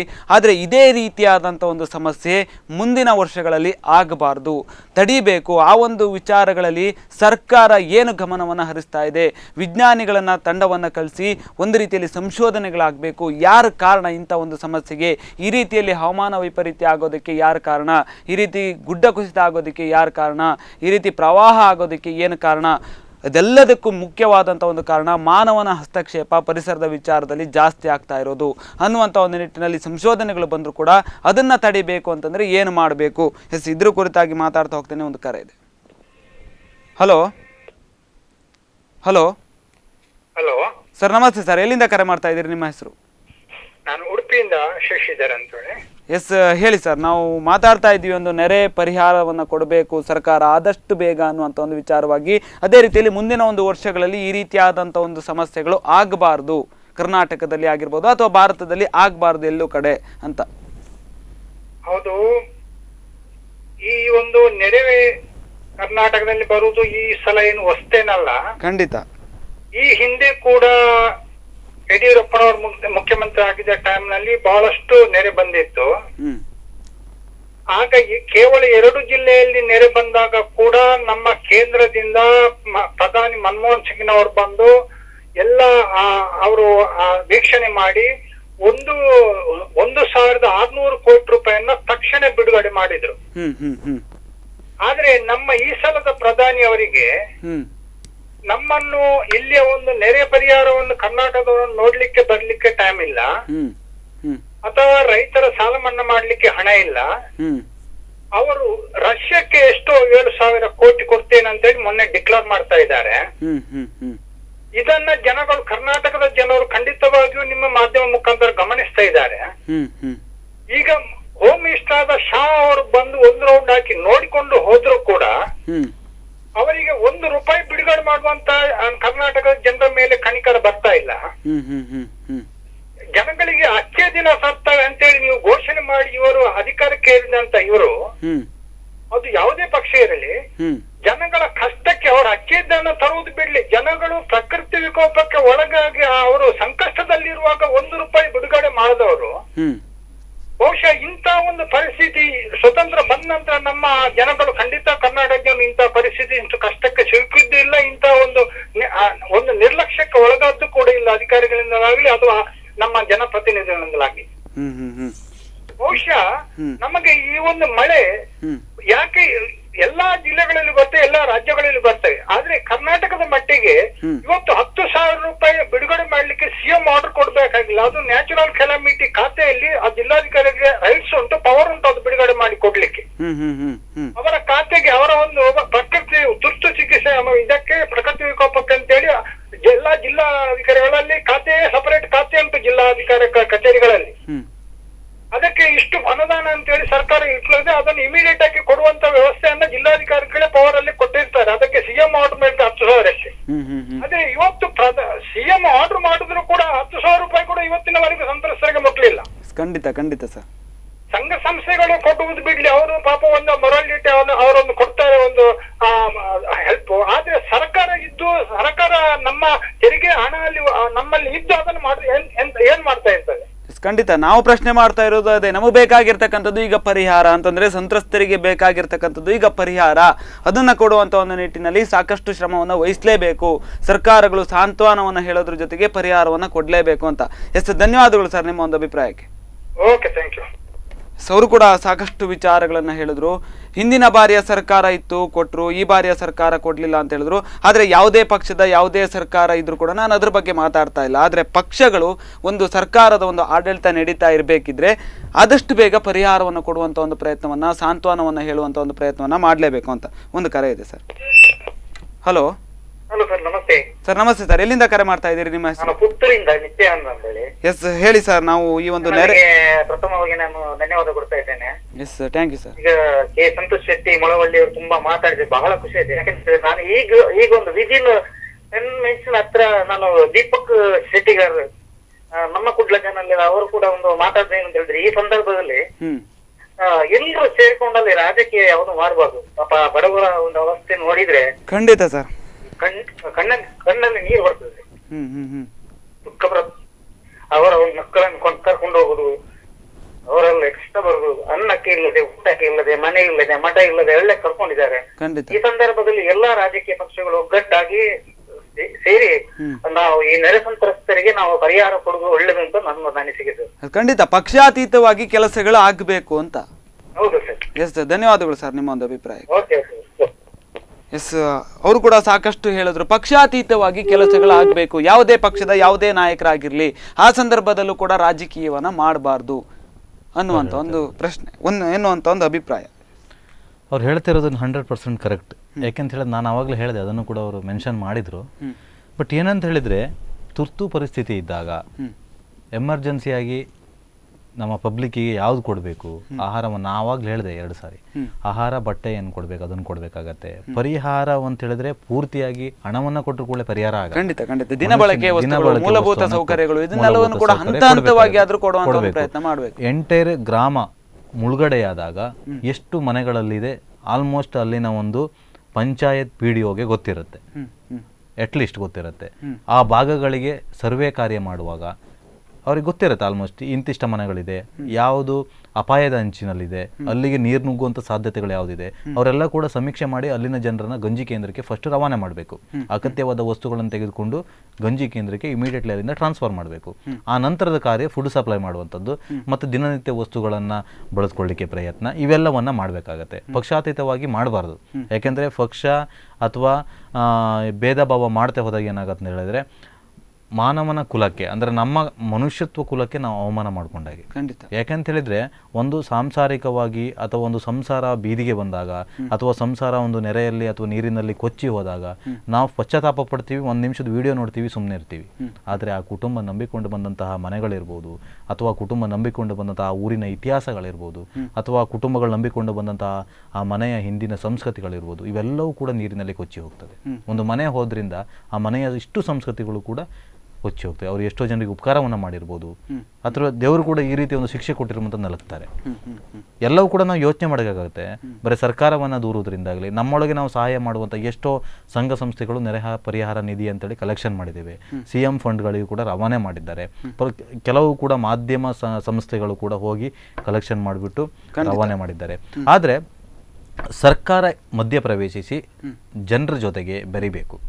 ಪೂರ್ತಿ AC ರೂಮಲ್ಲಿ ಮೀಟಿಂಗ್ಗಳನ್ನು ಮಾಡಿ ಇಂಥ ಪರಿಹಾರ ಕೊಡಬೇಕು, ನಾವು ಹೆಲಿಕಾಪ್ಟರ್ ಕೊಟ್ಟಿದ್ದೀವಿ, ನಾವು ಯೋಧರನ್ನು ಕೊಟ್ಟಿದ್ದೀವಿ, ಪರಿಹಾರ ಕೊಟ್ಟಿದ್ದೀವಿ ಅಂತ ಕೈ ಕೊಟ್ಟು ಕುಂತ್ರೆ ಈ ಸರ್ಕಾರ ಉಳಿಯುವುದಿಲ್ಲೋದೊಂದಿಗೆ ಕರ್ನಾಟಕ ಕೂಡ ಉಳಿಯಲ್ಲ. ಅದನ್ನು ಇವರು ಫಸ್ಟ್ ಆಫ್ ಆಲ್ ಏನು ಮಾಡ್ಬೇಕಂತ ಹೇಳಿದರೆ, ಎಲ್ಲ ಜಿಲ್ಲೆಗಳಿಗೆ ಯಾವ ನೆರೆ ಪರಿಹಾರ ಒಂದು ಪೀಡಿತವಂಥ ಪ್ರದೇಶವಿದೆ ಎಲ್ಲ ಪ್ರದೇಶಗಳಿಗೂ ಭೇಟಿ ನೀಡಿ ವಾಸ್ತವ ಪರಿಸ್ಥಿತಿಯನ್ನು ಅವಲೋಕಿಸಿ ಒಂದೊಂದು ಜಿಲ್ಲೆಗೆ ಯಾವ ಮುಳುಗಡೆ ಆದಂಥ ಪ್ರದೇಶಗಳಿಗೆ ಎಷ್ಟೆಷ್ಟು ಕ್ಲೈಮನ್ನು ಕೊಡಬೇಕು ಅದನ್ನು ಇಮಿಡಿಯೇಟ್ಲಿ ಪಾಸ್ ಮಾಡಬೇಕು. ಪಾಸ್ ಮಾಡಿದಾಗ ಅಲ್ಲಿನ ಒಂದು ಜಿಲ್ಲಾಡಳಿತ ಕ್ರಮ ಕೈಗೊಳ್ಳಲಿಕ್ಕೆ ಮುಂದಿನ, ಯಾಕೆಂದರೆ ನಾವು ಬರೀ ಜಿಲ್ಲಾಡಳಿತಕ್ಕೆ ಅಥವಾ ಪಂಚಾಯತಿಗೆ ನಾವು ಹೇಳಿರಾಗಲ್ಲ. ಮೇಲಿಂದ ಕೇಂದ್ರದಿಂದ ಫಂಡ್ ಬರಬೇಕು, ಅದರಿಂದ CM ರಿಲೀಸ್ ಮಾಡಬೇಕು, ಅಲ್ಲೋಗಿ ಹಸ್ತಾಂತರ ಮಾಡಬೇಕು, ನೇರ ಜನರ ಜೊತೆ ಮಾತಾಡಬೇಕು, ಪರಿಹಾರಗಳನ್ನು ಖುದ್ದಾಗಿ ಹಂಚಬೇಕು, ಮೂಲಭೂತ ವ್ಯವಸ್ಥೆಗಳನ್ನು ಮಾಡಬೇಕು, ಕುಡಿಲಿಕ್ಕೆ ಸ್ವಚ್ಛವಾದ ನೀರನ್ನು ಕೊಡುವಂಥ ವ್ಯವಸ್ಥೆ ಮಾಡಬೇಕು, ಫುಡ್ ಇರ್ಬೋದು ಅಥವಾ ವಸ್ತ್ರಗಳನ್ನಿರ್ಬೋದು ಇಮಿಡಿಯೇಟ್ಲಿ ಕೊಟ್ಟಬೇಕು. ಆ ಮಂತ್ರಿ ಮಳೆ ನಿಂತ ನಂತರ ಪರಿಸ್ಥಿತಿಯನ್ನು ಅವಲೋಕಿಸಿ ಎಲ್ಲಿಗೆ ಅವರಿಗೆ ಸ್ಥಳಾಂತರವನ್ನು ಮಾಡಬೇಕು ಆ ಜಾಗಕ್ಕೆ ಅವ್ರನ್ನ ಸ್ಥಳಾಂತರ ಮಾಡಿ ಒಂದು ಬದುಕನ್ನು ಕಟ್ಟಿಕೊಡುವಂಥ ಪ್ರಯತ್ನ ಸರ್ಕಾರ ಮಾಡಲೇಬೇಕಾಗತ್ತೆ. ಜನರು ಎಲ್ಲರೂ ಕೂಡ ಸರ್ಕಾರ ಮೇಲೆ ಎಫೆಕ್ಟ್ ಯಾಕೆ ಆಗ್ತಿದೆ ಅಂತ ಹೇಳಿದರೆ, ನಾವು ಸರ್ಕಾರವನ್ನು ಆಯ್ಕೆ ಮಾಡಿದ್ದೀವಿ, ನಾವು ಅತಂತ್ರದಲ್ಲಿದ್ದೇವೆ, ನೀವು ನಮಗೆ ಸಹಾಯ ಮಾಡಿ, ಇಷ್ಟೇ ಕೇಳ್ತಿರೋದು. ಅವರ ಬದುಕು ನೀರಿನಲ್ಲಿ ಕೊಚ್ಚಿ ಹೋಗ್ತಾ ಇದೆ, ಅದನ್ನ ಉಳಿಸಿಕೊಡಿ. ನಮ್ಮ ಸಂಸ್ಕೃತಿ ನಾವು ನಮ್ಮ ನೀರಿನೊಂದಿಗೆ ಹೋಗ್ತಾ ಇದೆ, ಇವೆಲ್ಲವನ್ನ ಉಳಿಸಿಕೊಳ್ಳಿ. ಈ ಬಾಂಧವ್ಯದ ಬೆಸುಗೆಯಾಗಿ ಕೇಳ್ತಾ ಇದ್ರೆ ಕನಸುಗಳು ಕೊಚ್ಚಿ ಹೋಗ್ತಾ ಇದೆ. ಯಾಕೆಂತ ಹೇಳಿದ್ರೆ ಯಾರು ಕೂಡ ಇಲ್ಲಿ ಪ್ರೆಸರ್ವ್ ಮಾಡುವಂಥದ್ದು ವಿಚಾರವಂತಂದ್ರೆ ಮನಸ್ಸಿನ ಆಳದಿಂದ ಬರ್ತಾ ಇದೆ. ಮಾನವೀಯತೆಗೆ ಎಷ್ಟೋ ಬೆಲೆ ಬಂದಿದೆ. ಯಾಕೆಂತ ಹೇಳಿದ್ರೆ ನಾವು ಇದು ಉದಾಹರಣೆಗೆ ಉತ್ತರ ಕರ್ನಾಟಕದಲ್ಲಿ ಪ್ರಳಯ ಆದಾಗ ಅಥವಾ ಉತ್ತರ ಕನ್ನಡ ಜಲಪ್ರಳಯ ಆದಾಗ ನಾವು ಏನು ಮಾಡಿದ್ದೇವೆ ಅಂತ ಹೇಳಿದ್ರೆ, ಕೂಲಂಕುಷವಾಗಿ ನಾವು TV ಮಾಧ್ಯಮದಲ್ಲಿ ಸುದ್ದಿಯನ್ನು ಕೊಡೋದು ನಮಗೆ ತುಂಬಾ ಬೇಜಾರ ಆಗ್ತಾ ಇದೆ. ಯಾಕಂತ ಹೇಳಿದ್ರೆ ಆ ವಾಸ್ತವ ಪರಿಸ್ಥಿತಿಗೆ ಹೋದಾಗ ಅಟ್ಲೀಸ್ಟ್ ಒಂದು ಕ್ಯಾಮರಾ ಕೂಡ ನೀರು ಇಳ್ಕೊಂಡು ಶೂಟಿಂಗ್ ಮಾಡೋದು ಬಹಳ ಕಷ್ಟ ಆಗ್ತಿತ್ತು. ಅಟ್ಲೀಸ್ಟ್ ಅದು ನಾವು TRPಗೋಸ್ಕರ ಮಾಡ್ತಿದ್ದೀವಿ ಅಂತೇಳಿ ಜನರಿಗೆ ಗೊತ್ತಾದ್ರು ಆ ಒಂದು ವರದಿಯ ಹಿಂದೆ ಎಷ್ಟು ಒಂದು ನೋವಿದೆ ಅಂತ ಹೇಳಿದ್ರೆ ಅಥವಾ ನೋವಿದೆ ಅಂತ ಹೇಳಿದ್ರೆ ನೋಡಿದ ಜನರಿಗೆ ಗೊತ್ತಾಗುತ್ತೆ. ಮಾಧ್ಯಮಗಳು ಯಾವ ರೀತಿ ಪ್ರಸಾರ ಮಾಡ್ತವೆ, ಜನರು ಯಾವ ರೀತಿ ಅದನ್ನು ಸ್ವೀಕರಿಸ್ತಾರೆ, ಇವೆಲ್ಲವನ್ನು ಕೂಡ ಜನರು ತಳ್ಳಮಟ್ಟ. ಯಾಕಂದ್ರೆ ವಿದ್ಯಾವಂತರು ಕೂಡ ಅದನ್ನು ಅವಲೋಕಿಸ್ತಾರೆ. ಆದರೆ ಅವಿದ್ಯಾವಂತರು ಏನು ಹೇಳ್ತಾರೆ, ಜಲಪ್ರಳಯ ಬಂದು ಕೊಚ್ಕೊಂಡು ಹೋಯ್ತಂತ ಇದು ನಾರ್ಮಲ್ ಆಗಿ ಹೇಳ್ಬಿಡ್ತಾರೆ. ಆದ್ರೆ ಅಲ್ಲಿನ ಒಂದು ವಾಸ್ತವ ಪರಿಸ್ಥಿತಿಯನ್ನ ಅರಿತವನಿಗೆ ಮಾತ್ರ ಗೊತ್ತಿರುತ್ತೆ. ಯಾವ ರೀತಿಯಾದಂಥ ಸಮರ್ಪಕವಾದ ವ್ಯವಸ್ಥೆಯನ್ನ ಮಾಡ್ಬೇಕಾಗತ್ತಂದ್ರೆ CM ಕೂಡ ತಮ್ಮ ಅಖಾಡಕ್ಕೆ ಇಳಿಬೇಕು, ಜನರ ಜೊತೆ ಬೆರಿಬೇಕು. AC ಕಾರಲ್ಲಿ ನಿಂತು ಮಾತಾಡಿ ಹೇಳಿಕೆ ಕೊಟ್ಟು ಪತ್ರಿಕಾಗೋಷ್ಠಿಯನ್ನು ಕರೆದ್ರೆ ಸರ್ಕಾರ ಆಳುವಂಥ ರೀತಿಯಲ್ಲ. ಜನರ ಜೊತೆ ಬೆರಿಬೇಕು, ಜನರ ಸಮಸ್ಯೆಯನ್ನು ಆಲಿಸಬೇಕು.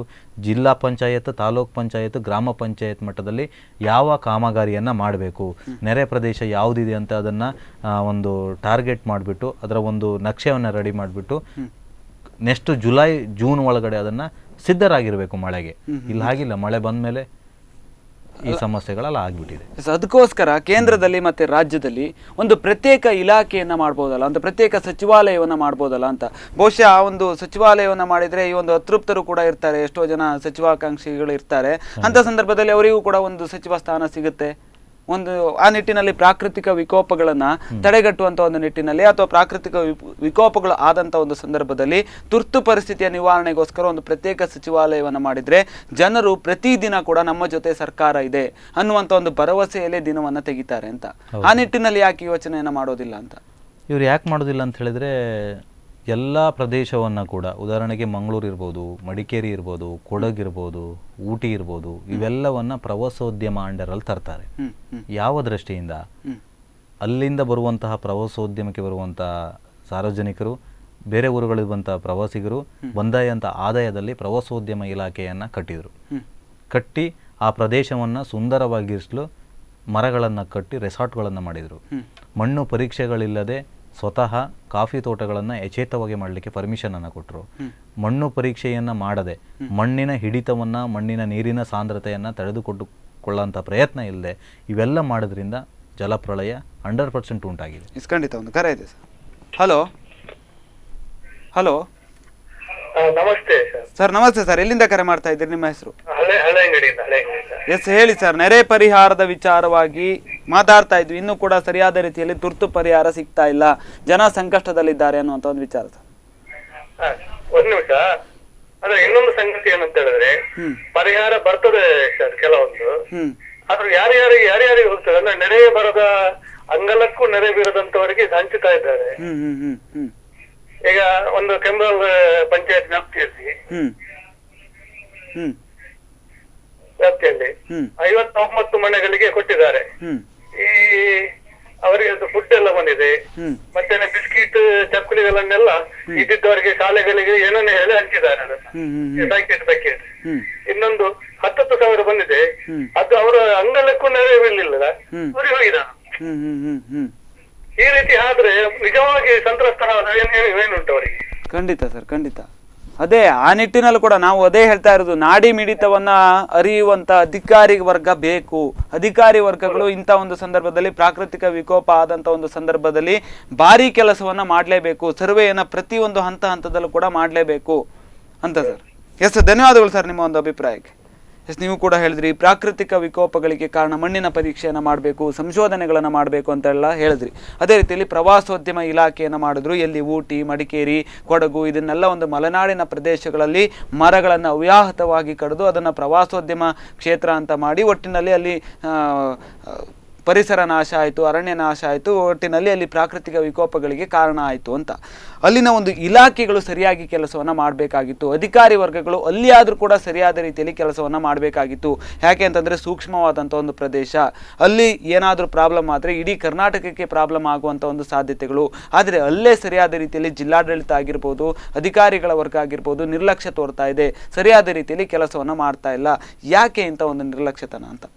ಖಂಡಿತ. ಯಾಕಂತ ಹೇಳಿದರೆ ಎಲ್ಲ ಸರ್ಕಾರಗಳು, ಯಾವುದೇ ಪಕ್ಷ ಇರ್ಬೋದು, ಎಲ್ಲ ಸರ್ಕಾರಗಳು ಬಂದು ಏನಾಗುತ್ತೆ ಅಂತ ಹೇಳಿದರೆ, ಸರ್ಕಾರಗಳು ಬಂದಾಗ ಒಂದೊಂದು ಯೋಜನೆಗಳನ್ನು ರಿಲೀಸ್ ಮಾಡ್ತವೆ. ಈ ರಿಲೀಸ್ ಮಾಡಿದಾಗ ಅವರ ಕಾಲಘಟ್ಟದಲ್ಲಿ ಆದಂಥ ವಿಚಾರಕ್ಕೆ ಒಂದು ಭಾಗದಿಂದ ವಾಟ್ರನ್ನು ಸಪ್ಲೈ ಮಾಡಲಿಕ್ಕೆ, ಯಾವುದೋ ಒಂದು ಭಾಗದಿಂದ ವಾಟ್ರನ್ನು ಇನ್ನೊಂದು ಭಾಗಕ್ಕೆ ಸಪ್ಲೈ ಮಾಡಬೇಕಾದ್ರೆ ಏನಾಗುತ್ತೆ ಅಂತ ಹೇಳಿದರೆ, ಅವರಿಗೆ ಯಾವುದು ಕೂಡ ಭೂಮಿ ಮಟ್ಟದಲ್ಲಿ ಕೂಡ ಪೈಪ್ಲೈನನ್ನು ಅಳವಡಿಸಿಕೊಳ್ಳುವಂಥ ಸೌಮ್ಯತೆ ಇರಲ್ಲ.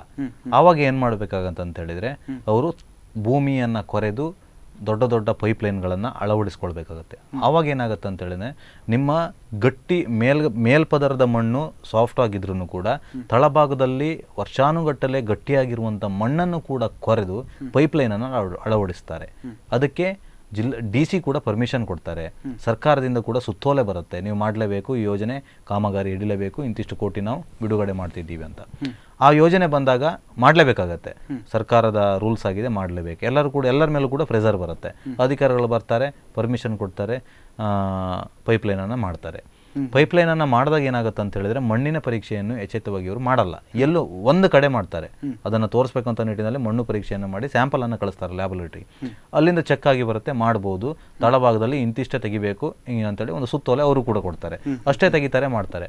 ಆದರೆ ಏನಾಗತ್ತೆ ಅಂತ ಹೇಳಿದರೆ, ಗುಡ್ಡದ ಮೇಲ್ಭಾಗದಲ್ಲಿ ಬರುವಂಥ ನೀರುಗಳು ತಳಭಾಗದಲ್ಲಿ ಬರುವಾಗ ಅದರ ರಭಸ ಜಾಸ್ತಿ ಆಗಿರುತ್ತೆ. ಮೇಲ್ಭಾಗದಲ್ಲಿ ನಿಧಾನವಾಗಿ ಹರ್ಕೊಂಡು ಬಂದ್ರೂ ಒಂದು ಸ್ಟೆಫ್ ಬೀಳುವಾಗ ಏನಾಗುತ್ತೆ ಅಂತ ಹೇಳಿದ್ರೆ, ಅದರ ತೂಕ ಜಾಸ್ತಿ ಆಗ್ತಾ ಹೋಗುತ್ತೆ, ನೀರಿನ ಸಾಂದ್ರತೆಯ ತೂಕ ಜಾಸ್ತಿ ಆಗ್ತಾ ಹೋಗುತ್ತೆ. ಆ ಪ್ರೆಷರಿಗೆ ಏನಾಗುತ್ತೆ, ಗುಡ್ಡ ಜರಿತದೆ. ಜರಿದಾಗ ಓಪನ್ ಆಗುವಂಥ ಪ್ರದೇಶದಲ್ಲಿ ನೀರು ನುಗ್ತದೆ. ನೀರು ನುಗ್ದಾಗ ಆ ಭಾಗದಲ್ಲಿ ಹೋದಂಥ ನೀರು ಆ ಗುಡ್ಡ ಎಷ್ಟು ಭಾಗದಲ್ಲಿ ನೀವು ಕೊರೆದಿದ್ರಿ ಅದು ಸಮೇತ ಎಷ್ಟು ಅಡಿ ಭಾಗದಲ್ಲಿ ಹೋಗ್ತದೆ. ಆದರೆ ಆಗಿರುವಂಥ ಪ್ರದೇಶ ಸಾಫ್ಟ್ ಆಗಿ ಎಳ್ಕೊಂಡು ಬಂದ್ಬಿಡುತ್ತೆ. ಈ ಕುರಿತಾಗಿ ಎಲ್ಲರೂ ಅಧಿಕಾರಿಗಳು ಸರಿಯಾದ ರೀತಿಯಲ್ಲಿ ಕೆಲಸವನ್ನು ನಿರ್ವಹಿಸಬೇಕು ಅಂತ ನೋಡಬೇಕು ಅಂತ. ಎಸ್, ಧನ್ಯವಾದಗಳು. ಸಾಕಷ್ಟು ಮಾತಾಡ್ಲಿಕ್ಕೆ ಆದ್ರೂ ಕೂಡ ಸಮಯ ಮೀರ್ತಾ ಇದೆ. ಧನ್ಯವಾದಗಳು. Thank you. ಎಸ್, ಇವಿಷ್ಟು ಸುದೀರ್ಘವಾದಂಥ ಒಂದು ಮಾತುಕತೆಗಳಾಯಿತು. ಈ ಒಂದು ನೆರೆ ಸಂತ್ರಸ್ತರ ವಿಚಾರವಾಗಿ, ಅವರೆಷ್ಟು ಕಷ್ಟದಲ್ಲಿದ್ದಾರೆ, ಎಷ್ಟು ನೋವನ್ನು ಅನುಭವಿಸ್ತಾ ಇದ್ದಾರೆ, ಕುಟುಂಬಗಳು ಬೀದಿ ಪಾಲಾಗ್ತಾ ಇದೆ. ಆದರೆ ಸರ್ಕಾರಗಳು ಸರಿಯಾದ ರೀತಿಯಲ್ಲಿ ತುರ್ತು ಪರಿಹಾರವನ್ನು ಕೊಡಬೇಕು. ಯಾರು ಸಂತ್ರಸ್ತರಾಗಿದ್ದಾರೋ ಅದೇ ಕುಟುಂಬಗಳಿಗೆ ಆ ಒಂದು ತುರ್ತು ಪರಿಹಾರ ಹೋಗಬೇಕು, ಯಾರ್ಯಾರಿಗೂ ಹೋಗಬಾರ್ದು ಅನ್ನುವಂಥ ಒಂದು ವಿಚಾರವಾಗಿ ಕೂಡ ಅಭಿಪ್ರಾಯಗಳೆಲ್ಲವೂ ಕೂಡ ಬಂತು. ಅದೇ ರೀತಿಯಲ್ಲಿ ಸರ್ಕಾರಗಳು, ಅಧಿಕಾರಿ ವರ್ಗ ಇವೆಲ್ಲವೂ ಕೂಡ ಸರಿಯಾದ ರೀತಿಯಲ್ಲಿ ಸಾಂತ್ವನವನ್ನು ಹೇಳಬೇಕು. ಜನರ ಜೊತೆ ನಾವಿದ್ದೇವೆ ಅನ್ನುವಂಥ ಒಂದು ನಿಟ್ಟಿನಲ್ಲಿ ಜನರಿಗೆ ಭರವಸೆಯನ್ನು ಕೊಡುವಂಥ ಒಂದು ಪ್ರಯತ್ನವನ್ನು ಮುಂದಿನ ದಿನಗಳಲ್ಲಿ ಮಾಡಲಿ ಅಂತ ಹೇಳ್ತಾ ಇವತ್ತು ಈ ಒಂದು ಕಾರ್ಯಕ್ರಮವನ್ನು ಮುಗಿಸ್ತಾ ಇದ್ದೇನೆ. ಇದೇ ಹೊತ್ತಿನ ವಿಶೇಷ. ಇನ್ನಷ್ಟು ಸುದ್ದಿ ಮತ್ತು ಮನೋರಂಜನೆಗಳಿಗಾಗಿ ನೋಡ್ತಾ ಇರಿ ಸ್ಪಂದನ.